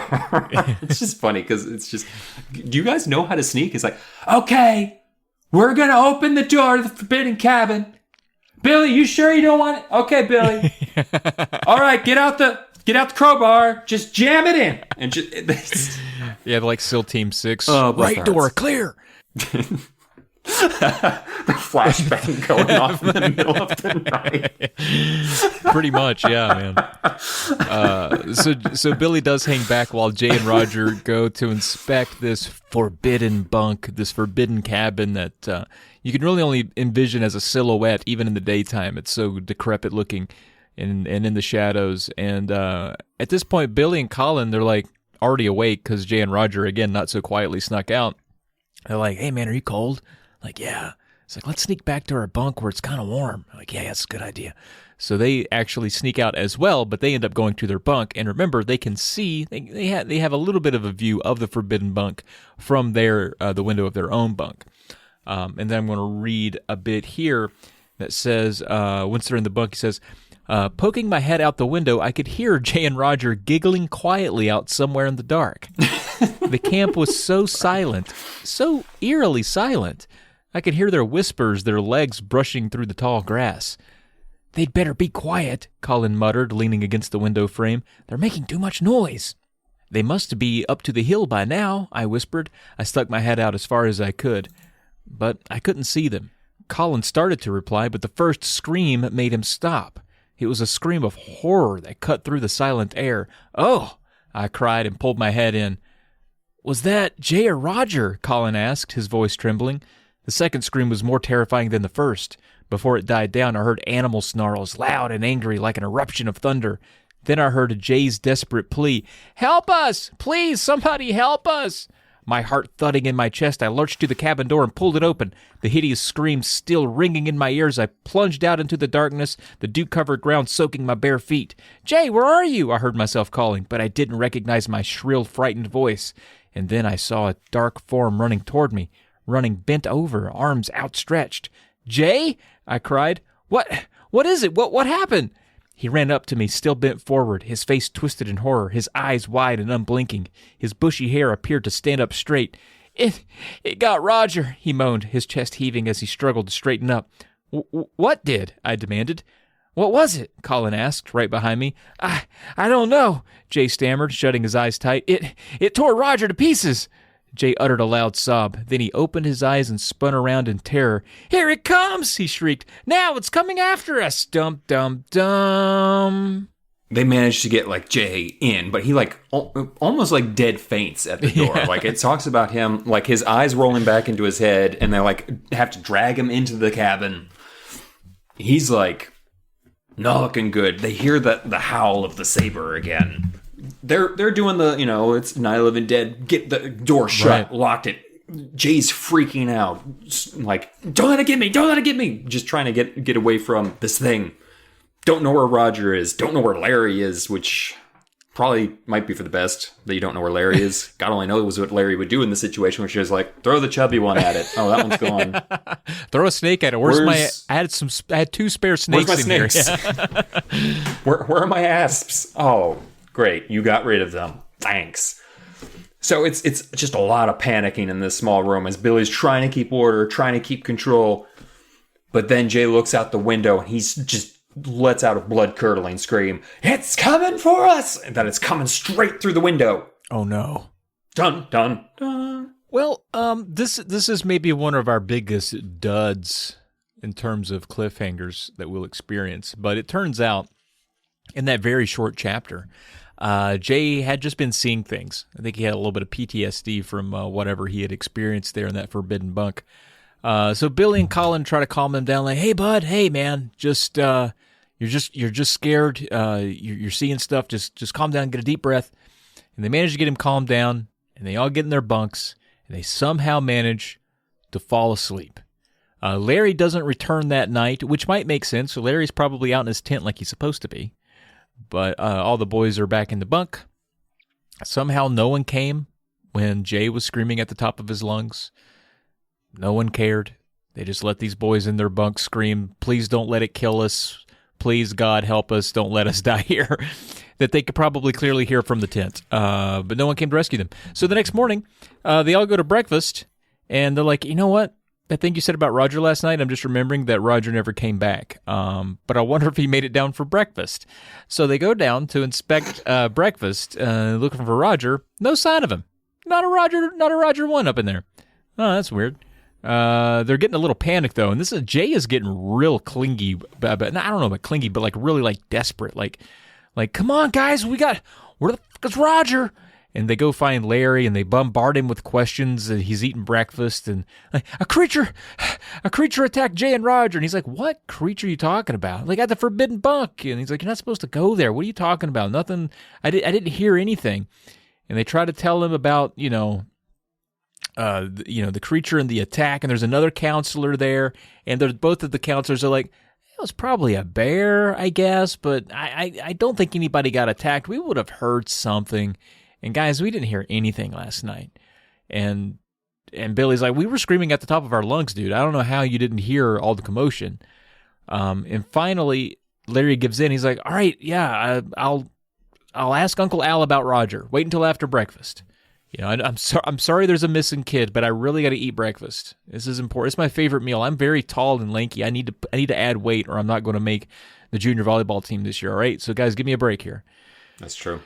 Mm-hmm. So Larry even says, like, "Listen, there's a swim later today. I'll go talk to Uncle Al, and then when it's time for a swim, I'll come back. I'll give you guys updates." So Larry's actually kind of coming around to being a little bit reasonable with him. He's like, "I'll look into it for you guys. Just calm down." Because Jay's about to lose his freaking mind. I mean, his reaction is still way too low. Oh, yeah. Like, it should not be. Like, Yeah, he's being... "All right, guys, don't worry. Way too We'll blasé. find out what happened to your missing Like, at one point, he's like, "Hey, Doug, that kid's in your group, right? Roger?" And he's like, "I don't know." He just straight up says, like, "I don't know." So it's a camp full of Larrys. It's not... Oh, yeah, they're all a bunch of bad Larrys. You're right. Later on that morning, Larry does, he does what he promised. He meets them back at the morning swim, where they're all gathered around like, "Larry, give us that update, dude. Where's that Roger? We looked for him. We still can't find him." And Larry says, "Listen, I talked to Uncle Al. We even went as far we walked up to the forbidden bunk. We looked around. We didn't see a sign of Roger. We didn't see any blood. We didn't see any footprints. No sign of anything. And so we went back. We even checked the records. And there is no camper here this year named Roger. Not a first name, not a middle name. No Roger at all." Dum, dum, dum. Dylan, chapter 13. What's your favorite? Take it away. I was about to unironically do a dump dum dum after you said "no Roger at all." Like that is the perfect line that you would have. Bum, bum, bum. Yeah, anyway. it's good. Jay is strangely upset about the fact that he's being told, not only did your friend not get murdered, but they never existed. Don't worry about it. Colin goes after Jay because I guess they were more friends than like Billy and the other two. Like, because Billy had Mike. Yeah. Now he doesn't have Mike, which is kind of sad. But it is sad. Billy's gonna hang back, take a swim. That might make him feel better. I mean, I would be still thinking about the sheer number of snakes that might be in or around this body of water. Yeah. But oh yeah, he's about to take a dip in that water, that nice snake-filled water. I don't know if you've ever seen Lonesome Dove Of course. or read the book. No, I didn't read the book. That would take me 10 years. Audiobook, my friend. But I'm surprised you didn't die watching that scene at the end of the first part. It was Lonesome Dove. maybe before my fear kicked in, to be honest with you. Oh, smart. But yeah, that's this river situation I'm in. But before he can get into that snake-filled water, he's grabbed by a hand from the bushes, and then a second one goes over the mouth to make sure he can't talk, and he's dragged in the bushes, and it sounds like his time at camp is about to get a whole lot better. Dun, dun, dun. Well, maybe. It was, in fact... Now, I don't know if we named these girls. I don't think we did yet. But two of the 4 girls that were on the bus on the way in were named Dawn and Dory. Those are the 2 of the girls that... It's been 14 chapters since we met them, so I think it's okay that we reintroduce give them their names now. Yeah. So these are actually the 2 girls that Billy talked to on the platform and that are waiting on the bus to show up earlier. So Dawn is there. She recognizes Billy. And Dory as well. They've kind of kidnapped him into the bushes here. They're going to talk to him. Swum all the way over here to talk to him. Or swam it. And they say, listen, things are crazy over on our side of the river. Some girls have gone missing. And we're even starting to call it, we're not calling it Camp Nightmoon anymore, Billy. You know what we're calling it? And he's like, what? I can't think of anything remotely clever. And they were like, we're calling it Camp Nightmare now. And he was like, oh, that's clever as fuck. And they were like, yeah, that's what we're calling it. And he's like, well, you think it's crazy over there on your side of the river. On our side of the river, you remember Heavyset Mike? And they're like, you could just call him Mike. And they're like, oh, yeah, you remember Mike? And they're like, yeah, the Heavyset one. He's like, yeah, that's what I said. And they're like, yeah, where's Mike? And he's like, yeah, he got bit by snakes and disappeared. And they're like, was it like an anaconda? And they're like, no, it was just small snakes. And he didn't disappear like immediately with the snake. It was like a day later he left. And they're like, oh, that sucks about him, man. But no, like it sounds like he had a reason to leave. Like, we got like girls over here just like disappearing. He's like, no, seriously, like it's weird over here too. And so like, well, we should plan an escape. And he's like, that sounds like a smart idea. And they start listing off the reasons. They're like, yeah, we should leave because, like, as we're speaking about this, kids are missing and no one seems to care. They're like, check, over here too. That's happening over here. And like, and we've not received any letters from our parents. He's like, come to think of it, yeah, samesies. I mean, I know it's only like the 3rd day here. I don't know how fast mail runs, but like, yeah, that's weird that we've not received any letters. And they're like, well, there's a visitor's day next week, and then we can tell our parents there, but that could be too late. Like, in a week from now, if kids keep disappearing, I mean, there could only be like 3 kids left of this whole camp. So we should probably try to make a plan before then. They're like, great idea. That's a good idea. So they're like, listen, let's make a plan. We'll meet back here at this shady piece of brush near the river the day after tomorrow, same time. All right? Deal? Deal. All right. So he's like, that was cool. I got to hang out with girls for a minute. And so Billy heads back to his bunk. He's going to tell Jay and Colin. He's like, guys, listen, I just saw girls. But before he does, he gets an idea because he saw a payphone earlier. He saw an artifact of the old world.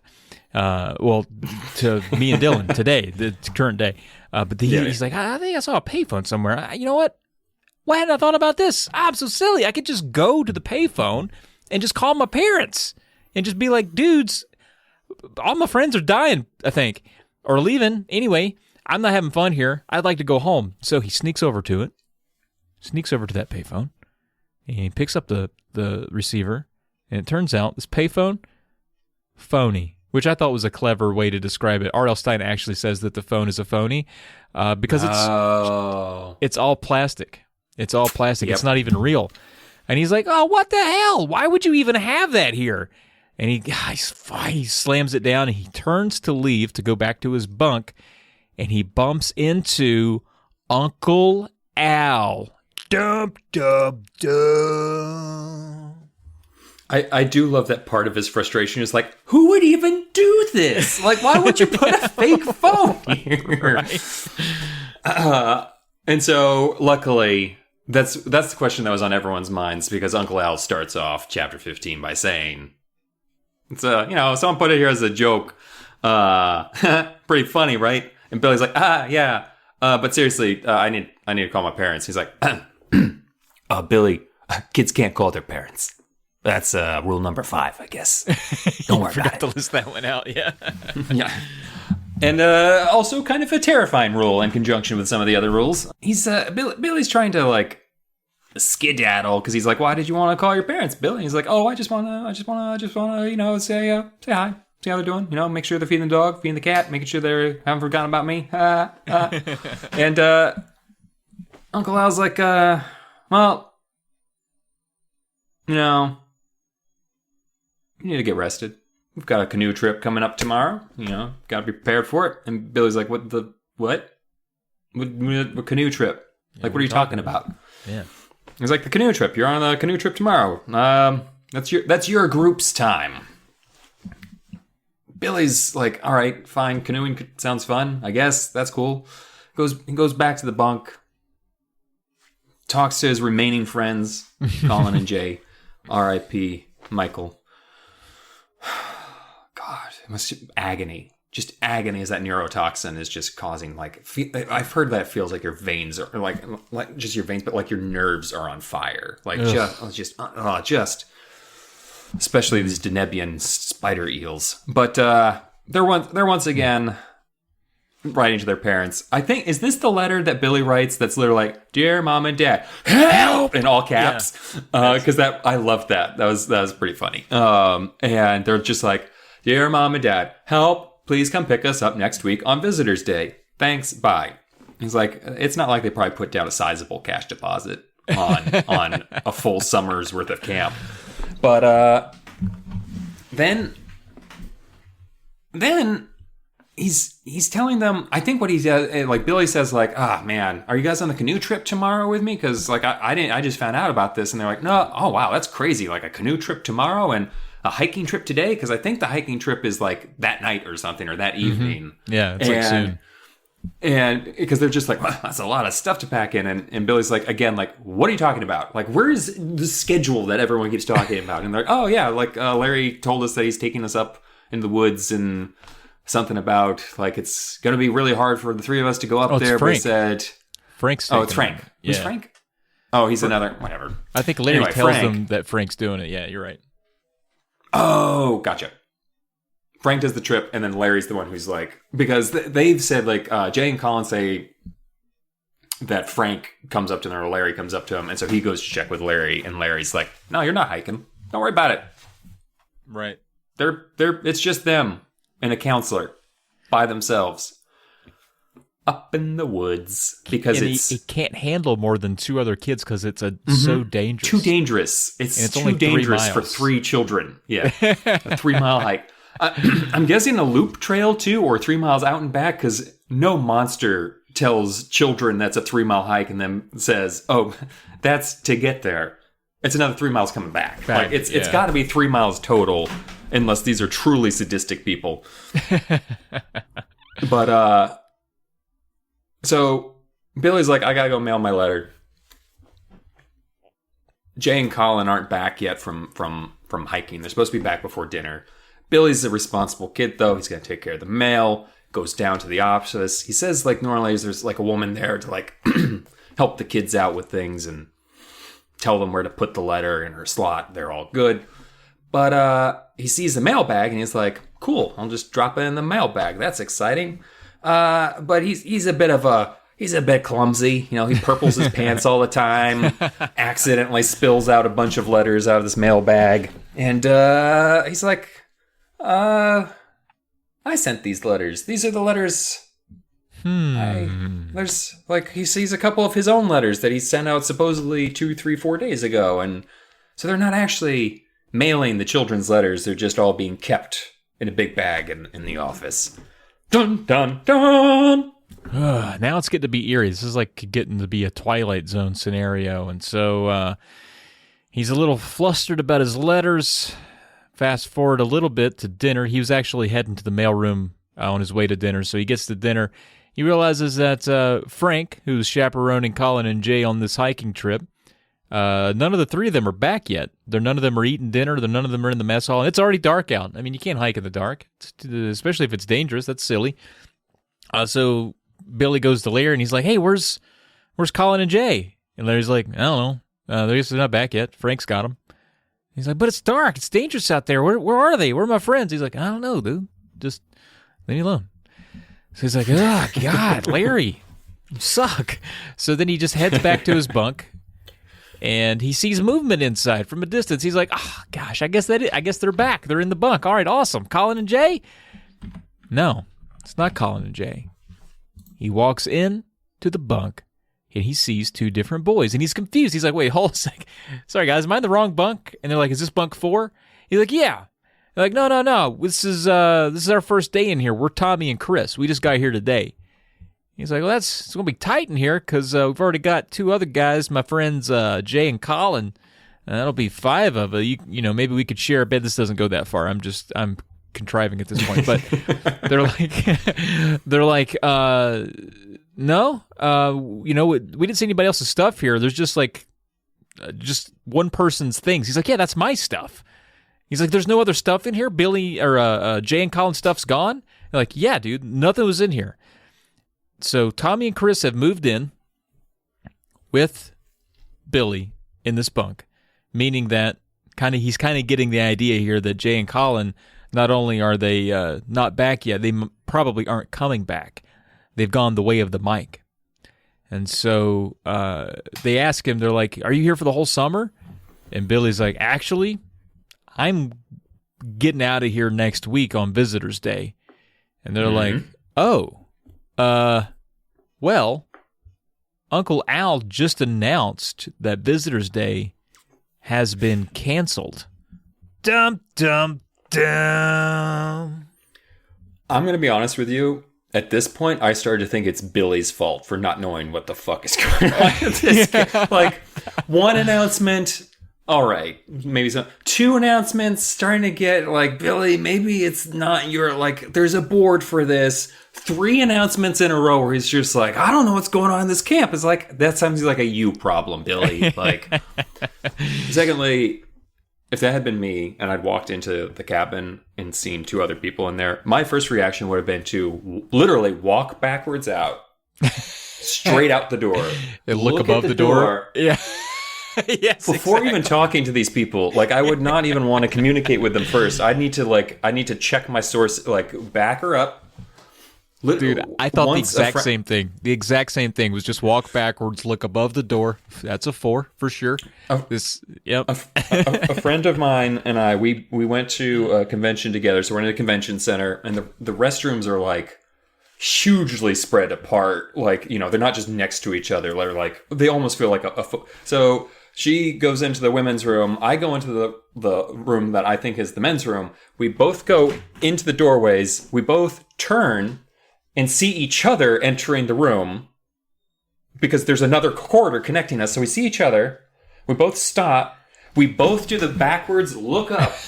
And I see I'm about to walk into the women's bathroom, and she's also about to walk in. The women's bathroom just has 2 entrances. They're like 10 feet apart from each other. And I just sidled on in. But it was just funny because we literally had to both... You could see our thoughts like, which one of us fucked this up?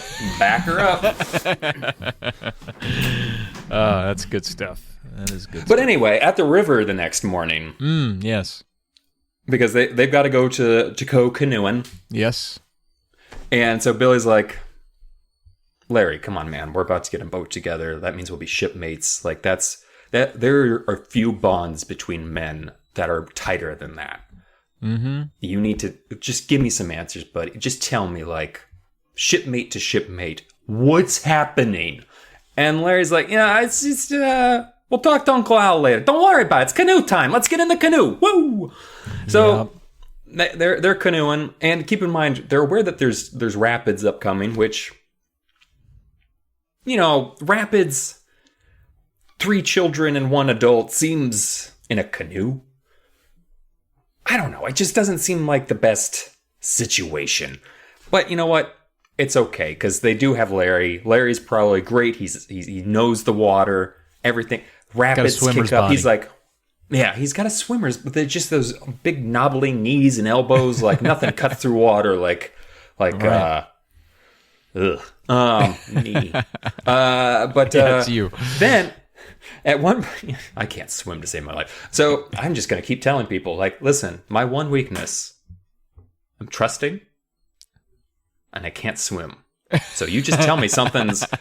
Honestly, just take me out to a lake and be like, yeah, that ice is thick enough. I'll be like, oh, thanks. It's thick enough. I will walk out there, disappear. And it's like, and my last thoughts will not be, this man lied to me. It will be, oh, he must not have known that the ice was thin. So you won't even have to feel guilty about it. I'll assume it was a mistake, and I'll feel bad for you that you accidentally got me you killed. Killed me. So speaking of drowning, Larry... this book is hilarious, and I think on purpose. Like, in all the spots where it's supposed to be funny, I think it is, like, the purpled his pants thing, and the stuff where he's like, dear mom and dad, help. Like, that's just such a funny moment, like, out of nowhere, where it's just like, because Billy actually seems like a fairly together kid throughout most of this book. Like, he's literally the only child in any Goosebumps book that said, I'm not about getting killed, I'm gonna not go to the forbidden bunker murder. Like, he is the only one, which makes him very suspicious. But Larry gets them through the first batch of rapids, and I think this is the first time he's ever done this, because he's very excited about everything. He's like, we got through those rapids. Guys, look at these fish. And he stands up in the canoe, and is like pointing out the fish in the water, as if he did not know fish were a thing that were in this river. Like, oh my God, can you... Like, and I feel like all three children are like, what do you... Larry, what are you? And then Larry just goes straight into the water. And Billy's response fucking goes in after him. Dun, dun, dun. Yeah, dude. Billy jumping in after Larry, being the hero here. How will it shake out? Well, after flailing around in the water for a little bit, searching for Larry, Larry actually comes to Billy, except he's face down and motionless and likely dead. Billy does flip him over. He knows some life-saving technique that his parents taught him, so he kind of flips Lair Bear over there, gets his head above the water, starts dragging him backwards to shore. And Billy takes a glimpse toward the canoe. Tommy and Chris, they're out of sight. The water's washed them further down, so he doesn't know where they've gone. But he at least has Larry. He gets Larry to shore. Pulls him up there on the little beach, and, Larry opens his eyes, and he's like, Billy, are we okay? And Billy's like, yeah, Tommy and Chris probably aren't. You and I are pretty good, though. And so he gets Larry up, and Billy and Larry press on back to camp on foot. Turns out they had to go through a lot of scraggly brush, and it seemed like they had gone a little further than they'd meant to. It took them a long time to get back, near dark, and they get back, and Uncle Al's there to greet him. Thank God, an adult. It's like, oh, Uncle Al. And Uncle Al comes up. He looks like he might be in a panic, like he might be worried. He asks, hey, what happened? And Billy starts leading the convo. I think he's a little bit over Larry, doesn't really trust Larry as much. And he jumps in, he's like, Larry fell in the water, and Chris and Tommy are still in the canoe, and they got washed further downriver, and they're still out there. And Uncle Al's like, okay. And he kind of looks at Larry, and he's like, that was our best canoe. He's like, yeah, well, there's two boys in it, He's like, that was our best canoe we just lost. We'll have to go and look for that canoe tomorrow. And Billy's like, but what about Tommy and Chris? Doesn't seem like anybody cares about these kids that are missing. Ugh. Dum, dum, dum. So, Larry wakes up Billy next morning. Billy is the final survivor of Bunk 4 at this point, because Chris and Tommy still aren't back. Their beds are cold and empty. Yeah, he even survived the replacements. Despite their best efforts, he survived there. And but then Uncle Al's just like, guys, I know you guys wanted to do a little, we're being a little too strict to the schedule. Some of you are just like, stop sticking to a schedule, Uncle Al. And you know what? Surprise hike. We're just going to do a surprise hike. No more schedules. We're just going to go on that hike. And it's for the whole camp. Let's go. I feel like he wasn't that kind of guy. I'm picturing someone who's very much like a mid-90s, very excited Greg Kinnear kind of person. Just like, just really, let's go. And they set out on this surprise hike, which seems if this surprise hike ended at kind of a giant, I don't know, depression in the earth and like a sacrificial pit, and like these children were going to be tossed in the aforementioned pit, I would not be surprised. Seems to be what this is headed towards. Sure. The mass slaughter of innocents. You're right. And Billy's getting a little tweaked about this whole thing. But like, again, Billy's one of the more interesting kids. He's looking around, and while they're being led on this march through the wilderness, he starts thinking like, I can't just march to my death. I need to get out of here. Like, I need to figure this out. And he starts looking for a way to get out of there. And let's just read his own thoughts. See through the mind of a child. I can escape.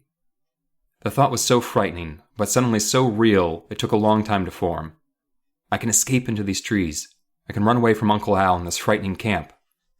The idea was so exciting, I nearly stumbled over my own feet. I bumped into the kid ahead of me, a big bruiser of a guy named Tyler, and he turned and glared at me. Whoa, I told myself, feeling my heart start to pound in my chest. Think about this. Think carefully. I kept my eyes locked on the woods. As we drew closer, I could see that the trees, so close together that their branches were all intertwined, seemed to stretch on forever. They'd never find me in there, I told myself. It'd be really easy to hide in those woods. But then what? I couldn't stay in the woods forever. Then what?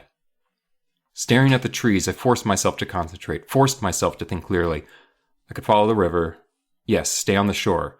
Follow the river. It was bound to come to a town eventually. It had to come to a town. I'd walk to the first town, then I'd call my parents. I can do it, I thought. So excited I could barely stay in line. I just have to run, make a dash for it when no one is looking, into the woods, deep into the woods. We were at the edge of the trees now. The sun had pulled itself up, brightening the rose-colored morning sky. We stood in the shadows of the trees. I can do it, I told myself. Soon. My heart thudded loudly. I was sweating even though the air was still cool. Calm down, Billy, I warned myself. Just calm down. Wait your chance. Wait till the time is right. Then leave Camp Nightmare behind. Forever. Standing in the shade, I studied the trees. I spotted a narrow path into the woods a few yards up ahead. I tried to calculate how long it would take me to reach the path. Probably 10 seconds at most, and then another 5 seconds I could be in the protection of the trees. I can do it, I thought. I can be gone in less than 10 seconds. I took a deep breath, braced myself. I tensed my leg muscles, preparing to run. Then I glanced to the front of the line. To my horror, Uncle Al was staring directly at me, and he held a rifle in his hands. Bum, bum, bum. Holy shit. What an ending to a chapter of a kid's book, right? Holy crap. That scene is up there for me with the scene in Say Cheese or Die, when he's talking about going to the hospital to see his dad, and he just sees like colors as he goes through the section of the hospital. Like, very vivid, just right? really well done. Yeah. Mm-hmm. Yeah, that R.L. Stein boy, I tell you what, he's going to be a good author. He's good. But yeah, I like that. I like that a lot. That's why I wanted you to read it. But it's scary. Uncle Al's sitting there. He's got a bag of rifles. This is the first time we've seen Uncle Al with a gun. In fact, our first impression of Uncle Al was with a gun. He was our hero and saved us from a bunch of creatures at a bus stop. Now he's seeming less heroic with this rifle, a little bit more threatening. But he ends up producing a bag of rifles. So this rifle wasn't meant for harm to Billy in this moment. He's actually produced a bag of rifles, and he wants every kid to take one. And the kids are hesitant. Even Billy's like, my parents raised me in a no-gun household. I'm not comfortable around guns. A lot of the other kids seem to be similar. They're hesitant. But the guns are actually forced into their hands. And Uncle Al announces, he says, listen, 2 girls escaped the girls' camp last night. And Billy's like, oh, okay, I bet I know who that is. And he describes them. He's like, yeah, that's definitely Dawn and Dory. But he sounds a little happy about it. Like he does like a little secret fist pump. He's like, right, they got away. Thank God. Curiously, Uncle Al even says, it's the same 2 girls that snuck to the waterfront 2 days ago, which I thought was interesting that he knows about that somehow. It wasn't clear that anybody had found out about that at that point, but that confirms it for Billy. He's like, oh yeah, it's definitely Dawn and Dory. And then it kind of sinks in like, wait, what do you want us to do with these guns? with Don and Dory. And Uncle Al's like, he tells the whole crew of boys there with the rifles, like, I'm imagining like 80 boys with guns and standing on the precipice of a clearing of trees. He's like, aim carefully at the girls if you see them. They won't get away from us. What? Dum, dum, dum. And Billy's like, whoa. And this is something that Billy does throughout the book, too. Like, he calls out Uncle Al, like, a lot of times throughout the book. He's like, hey, buddy, don't fucking pass no bullshit around Billy. And Uncle Al's just like, I got my eye on you, kid. Like, there's some, like, Billy's, like, very confrontational towards the adults. And in a way, like, most of the Goosebumps kids are, where they're just like, you can't talk to an adult that way, child. Like, goodness gracious. But he's in this scary situation, he's still being like, so he's like, we're supposed to shoot them? And Uncle Al's like, yeah. Like, how would you stop a 12-year-old girl? It's like, oh, we can't kill them. And like, Uncle Al's like, no. Silly Billy. It's not bullets. It's just tranquilizer darts. It's like, what the no. Like, you still can't shoot. What are you talking? Like, listen. Yeah, they're not elephants. They could be. You don't know. Maybe they are elephants in disguise, and that's why we need to put them down. But, like, you don't just tranquilize a human being, like, or any animal. Like, that's still incredibly dangerous. Like, that's not... I learned that from reading Jurassic Park. So, might be not true. Michael Crichton just made that up. But, from what I remember... Like, but, you did present Jurassic Park as, like, a valid scientific claim. You're like, and by the way, I got that from Jurassic Park, if you were curious. Well, I wanted to be... If you want to check me. I wanted to be honest about my sources. But this is, like, really where the book comes to a head. Like, even though Uncle Al's like, oh, it's tranquilizer darts... Billy's not shooting anybody, tranquilizer dart or no, and this is where we hit the final crisis point of the book. Starts with, I haven't done a voice for Uncle Al yet. I'm kind of picturing a Teddy Roosevelt kind of guy, to be honest with you. Like, I don't remember. I've been with you on that the whole time. I've been picturing a guy with a twirly mustache, and just I think it's because of all the guns and stuff. It feels very like, Teddy. And the whole the Uncle Al kind of thing, that just screams like, I don't know why, like turn of the century uncle, well, not turn of our, like 19th century, just big guy, probably smells like a taxidermist office, like it just in mothball, like he's just, or brandy, like lots of brandy. And both. But, or the Australian poacher from Rescuers Down Under. Those are the two voices I've got. Yeah. Joanna. Yeah, that's a good movie. I love that movie. Joanna. I referenced that in the last podcast I was on. It's fun. Did you really? I did. I watched that movie so many times as a child. Oh, it was my favorite movie as a kid. Dude, just pop the question, man. Bianca. We should watch it sometime. Anyway, we should get back to the book. Oh, yeah. We're so close to the end because we're actually almost done with the book because there's only 22 chapters in this one. I love that we're belaboring this moment so hard. I know. I'm sorry. I still don't have a voice for Uncle Al. You got a problem with that? Okay. You got a problem with that? You got a problem? You got a problem with that? No, that's Larry's voice. You got a problem with that? You got a problem with that? Uncle Al repeated, his face so close to mine I could smell his sour breath. Terrified, I took a step back, then another. Why was he doing this to me? Why was he challenging me like this? I took a deep breath and held it. Then I screamed as loudly as I could. I won't do it! Without completely realizing what I was doing, I raised the rifle to my shoulder and aimed the barrel at Uncle Al's chest. You're gonna be sorry, Uncle Al growled in a low voice. He tore off the sunglasses and heaved them into the woods. Then he narrowed his eyes furiously at me. Drop the rifle, Billy. I'm gonna make you sorry. No, I told him, standing my ground. You're not. Camp is over. You're not gonna do anything. My legs were trembling so hard I could barely stand. But I wasn't going to go hunting Dawn and Dory. I wasn't going to do anything else, Uncle Al said. Ever. Just give me the rifle, Billy, he said in his low, menacing voice. He reached out a hand toward my gun. Hand it over, boy. No, I cried. Hand it over now, he ordered. His eyes narrowed, burning into mine. Now! No, I cried. He blinked once, twice, then he leaped at me. I took a step back with the rifle aimed at Uncle Al. And pulled the trigger. Dun, dun, dun! Well, the rifle emits a soft pop. And Uncle Al laughs.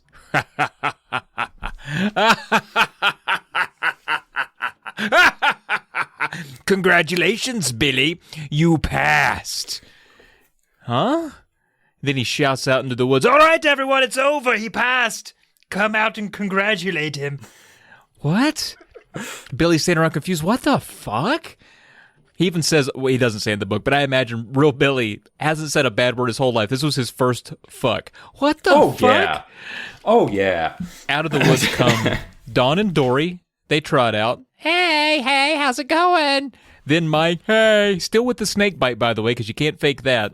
Then Jay and Roger, they walk out. Roger, indeed real. Then Colin, he trots out, still big old bruise on the back of his head where Larry tried to brain him. And then Tommy and Chris, they float on out. And then Mom and Dad appear. Now, I want to stop right here and mention something to you, Dylan. Frank never returns. They never mention Frank. Larry. Where's Larry? I don't see Larry, too, because I was looking for him. Like, I guess, wasn't Larry with them in the line, though? Oh, wait, there he is. No, there he is. Yeah, he's. I saw that they're all grinning, too. Larry also, the other camper. Yeah, so Larry was at the beginning. Yeah, Larry was with them in line to get rifles, but I don't think Frank ever returned from that hike. So Frank actually, I'm going to say, does die. And Dad pats Billy on the head and says, I knew you'd pass, Billy. And it's like, what the heck? What did I pass? And Uncle Al takes him aside a little bit and he says, son, this isn't a summer camp. This is a government testing lab. And there's that wouldn't make me feel better. That would not make me feel better. I would not go from like, oh, so it's not a summer camp. This is a nightmare? Like, okay, cool. A government testing lab. Yeah. Cool. Yeah, thanks for what you put me through, I think. But yeah, he says, this isn't really a summer camp, Uncle Al explains, still grinning at me, his face bright pink. It's a government testing lab. Huh? I swallowed hard. You know your parents are scientists, Billy, Uncle Al continued. Well, they're about to leave on a very important expedition, and this time they wanted to take you along with them. How come you didn't tell me? I asked my parents. We couldn't, Mom exclaimed. According to government rules, Billy, Uncle Al continued, children aren't allowed to go on official expeditions unless they pass certain tests. That's what you've been doing here. You've been taking tests. Tests to see what? I demanded, still dazed. Well, we wanted to see if you could obey orders, Uncle Al explained. You passed when you refused to go to the forbidden bunk. He held up 2 fingers. Second, we had to test your bravery. You demonstrated that by rescuing Larry. He held up a 3rd finger. And third, we had to see if you knew when not to follow orders. You passed that test by refusing to hunt for Dawn and Dory. And everyone was in on it? I asked. All the campers, the counselors, everyone? They were all actors? Uncle Al nodded. They all work here at the testing lab. His expression turned serious. You see, Billy, your parents want to take you to a very dangerous place, perhaps the most dangerous place in the known universe. So we had to make sure you can handle it. The most dangerous place in the universe? Where? I asked my parents. Where are you taking me? It's a very strange planet called Earth, Dad replied, glancing at Mom. It's very far from here, but it could be exciting. The inhabitants there are weird and unpredictable, and no one has ever studied them. Laughing, I stepped between my mom and Dad and put my arms around them. Earth! Sounds pretty weird. But it could never be as dangerous or exciting as Camp Nightmoon, I exclaimed.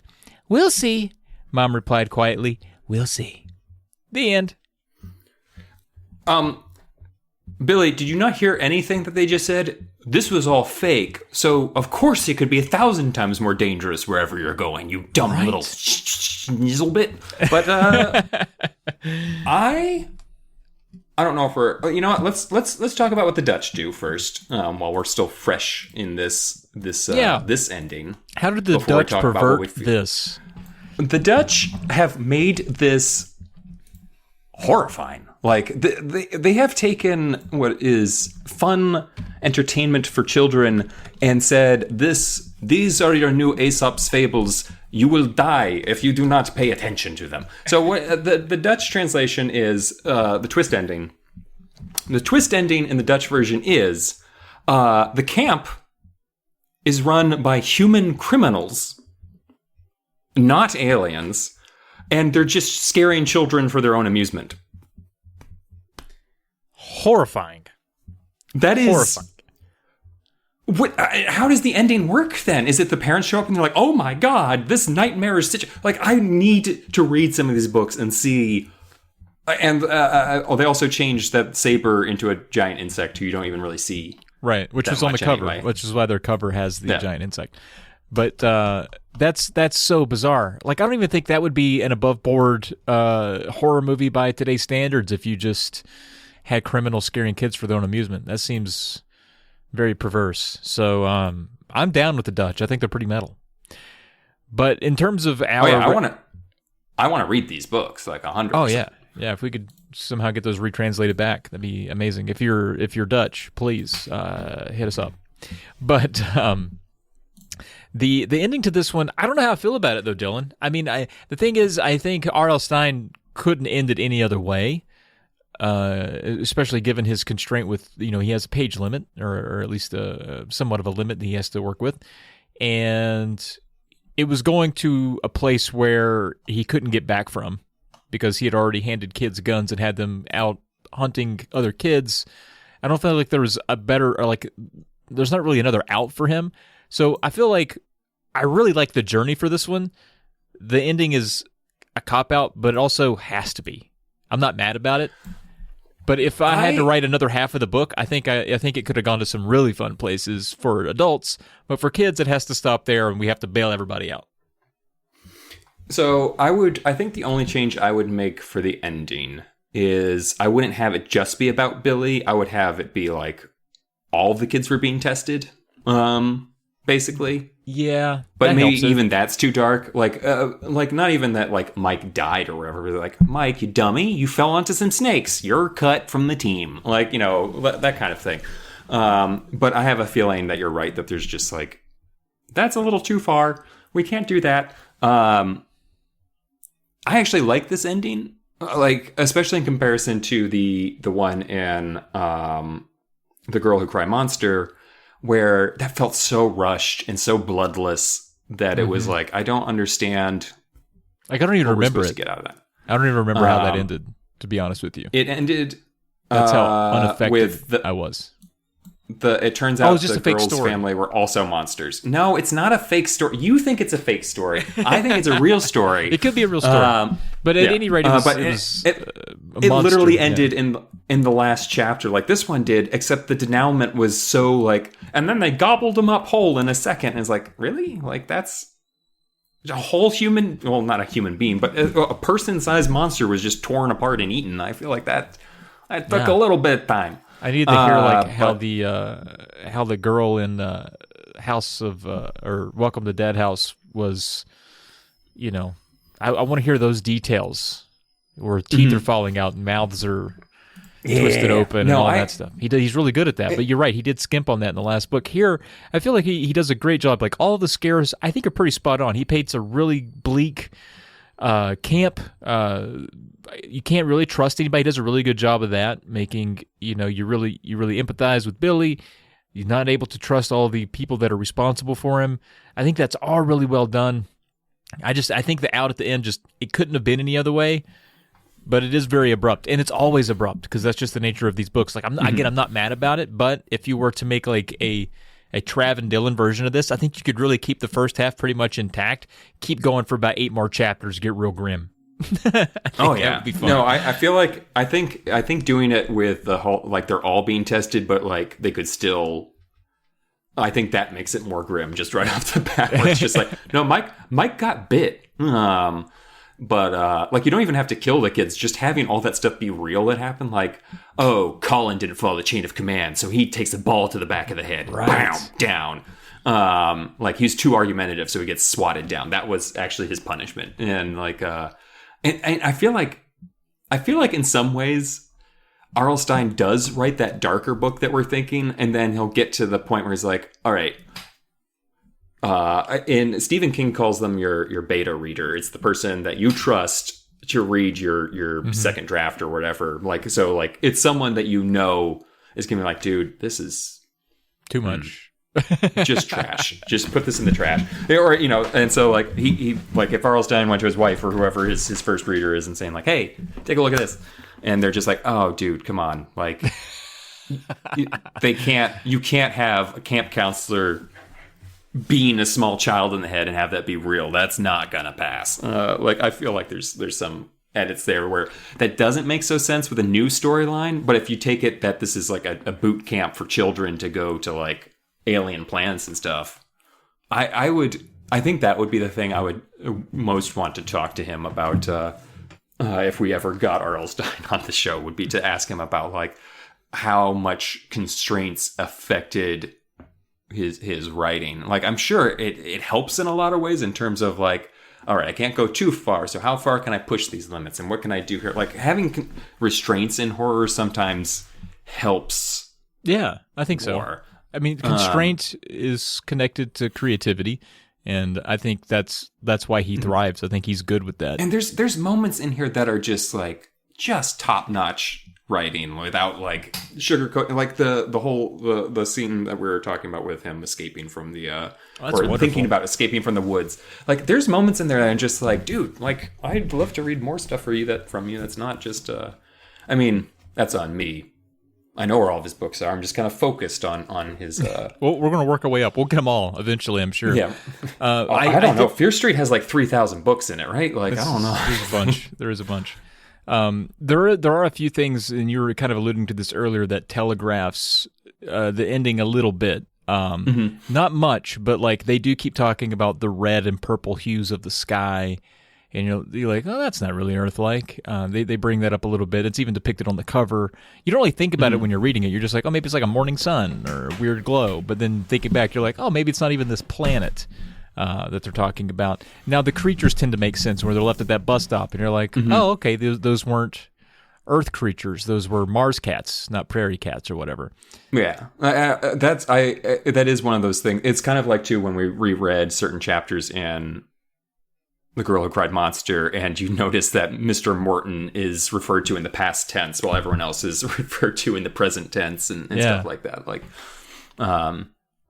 he either has a great editor or a great memory, because like, if you take all of this stuff, and it's funny because so often you use poetical language to describe this, oh yeah, the purple sky and stuff like that. But no, this is legit a purple sky. Like, yeah, I really typically I would graze over that stuff. Like, when I start reading descriptions about the sky and the trees, I'm like, okay, so it's a summer day. Right. Let's get to some dialogue and some action. But here, it kind of caught me off guard, and I was like, what the hell? This purple sky? What are they in, like some type of swamp gas? What's happening here? What is going on? There is a little bit more trivia about this book. It is the first book that established a monthly release schedule for R.L. Stine, and so the rest of the book, so up until now it had been kind of like every other month. Sometimes there was a gap of 3. Now from this book, which is number 9, all the way through 62, they come out each month. So you imagine he's writing them monthly, which impresses the hell out of me. Pretty impressive stuff. And then he also said that the idea for this book came to him when he visited his own son's sleepaway camp, and it was infested with bugs. And he thought, oh, I bet I could write a big, creepy camp book. And he did so. He did well with it. What's your rating scheme on this? I think I'm going to give this, I really liked it. I know I seemed a little bit iffy on the ending. I appreciate it for what it is. I think it had to end the way it did. I think I just wanted more. I think that's why my issue is. So I really liked it. I'm going to give it 6 bed snakes out of 7. Man, I don't have a clever thing. I'm so excited by every act. I'm going to give this 8 out of 8 scratch balls to the head. Like this, I had a lot of fun reading this one. This one is exactly, you know how when you think about a childhood cartoon that you liked as a child, you liked it as a kid, you watched it later, and you're like, not as good as my memory. Like, sometimes reading the Goosebumps book was like, oh yeah, that's fun if I kind of selectively edit out up the stairs, down the stairs. But like, this one is like, this is how I remember Goosebumps. Like, this one is pure in the sense there's just like, it was basically just a freight train to the end. And that's exactly what I wanted. And Yeah, I think I would consider this like a weirdly, I consider this like a perfect Goosebumps book because I didn't think I would come into this one saying that. I like it too because in the end, and again, I know you have at least done outdoor camping. You didn't go to a sleepaway camp, but you can imagine a lot of these things. I mean, it's a very relatable story is what I'm trying to say. Even though it's terrifying. Even though it's based on aliens. Or can be terrifying. You know, it's an alien story that is extremely relatable. He nails it.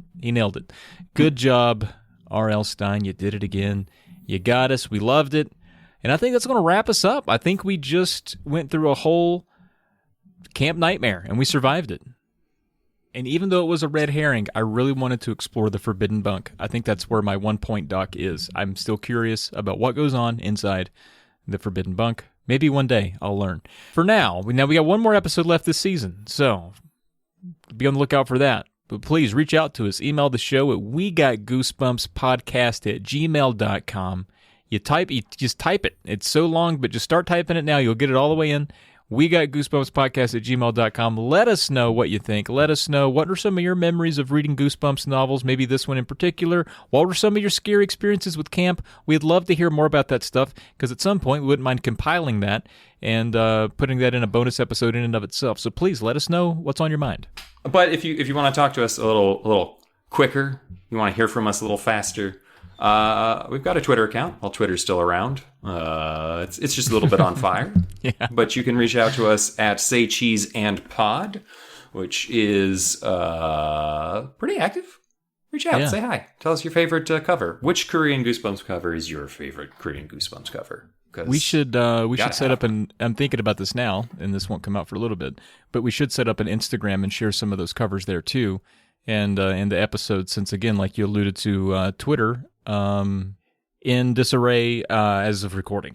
But please reach out to us on Twitter. We'd love to hear from you there. Support the show on Patreon. You could reach out at patreon.com/polykill. We are part of the Poly Media Network, and so you can hop on there, support all the shows on that network, see more of the stuff that we're up to, and get early access to all kinds of neat things here and there, and even join our Discord if you'd like to. Now, Dylan, we've got, again, one more episode dangling on this here season.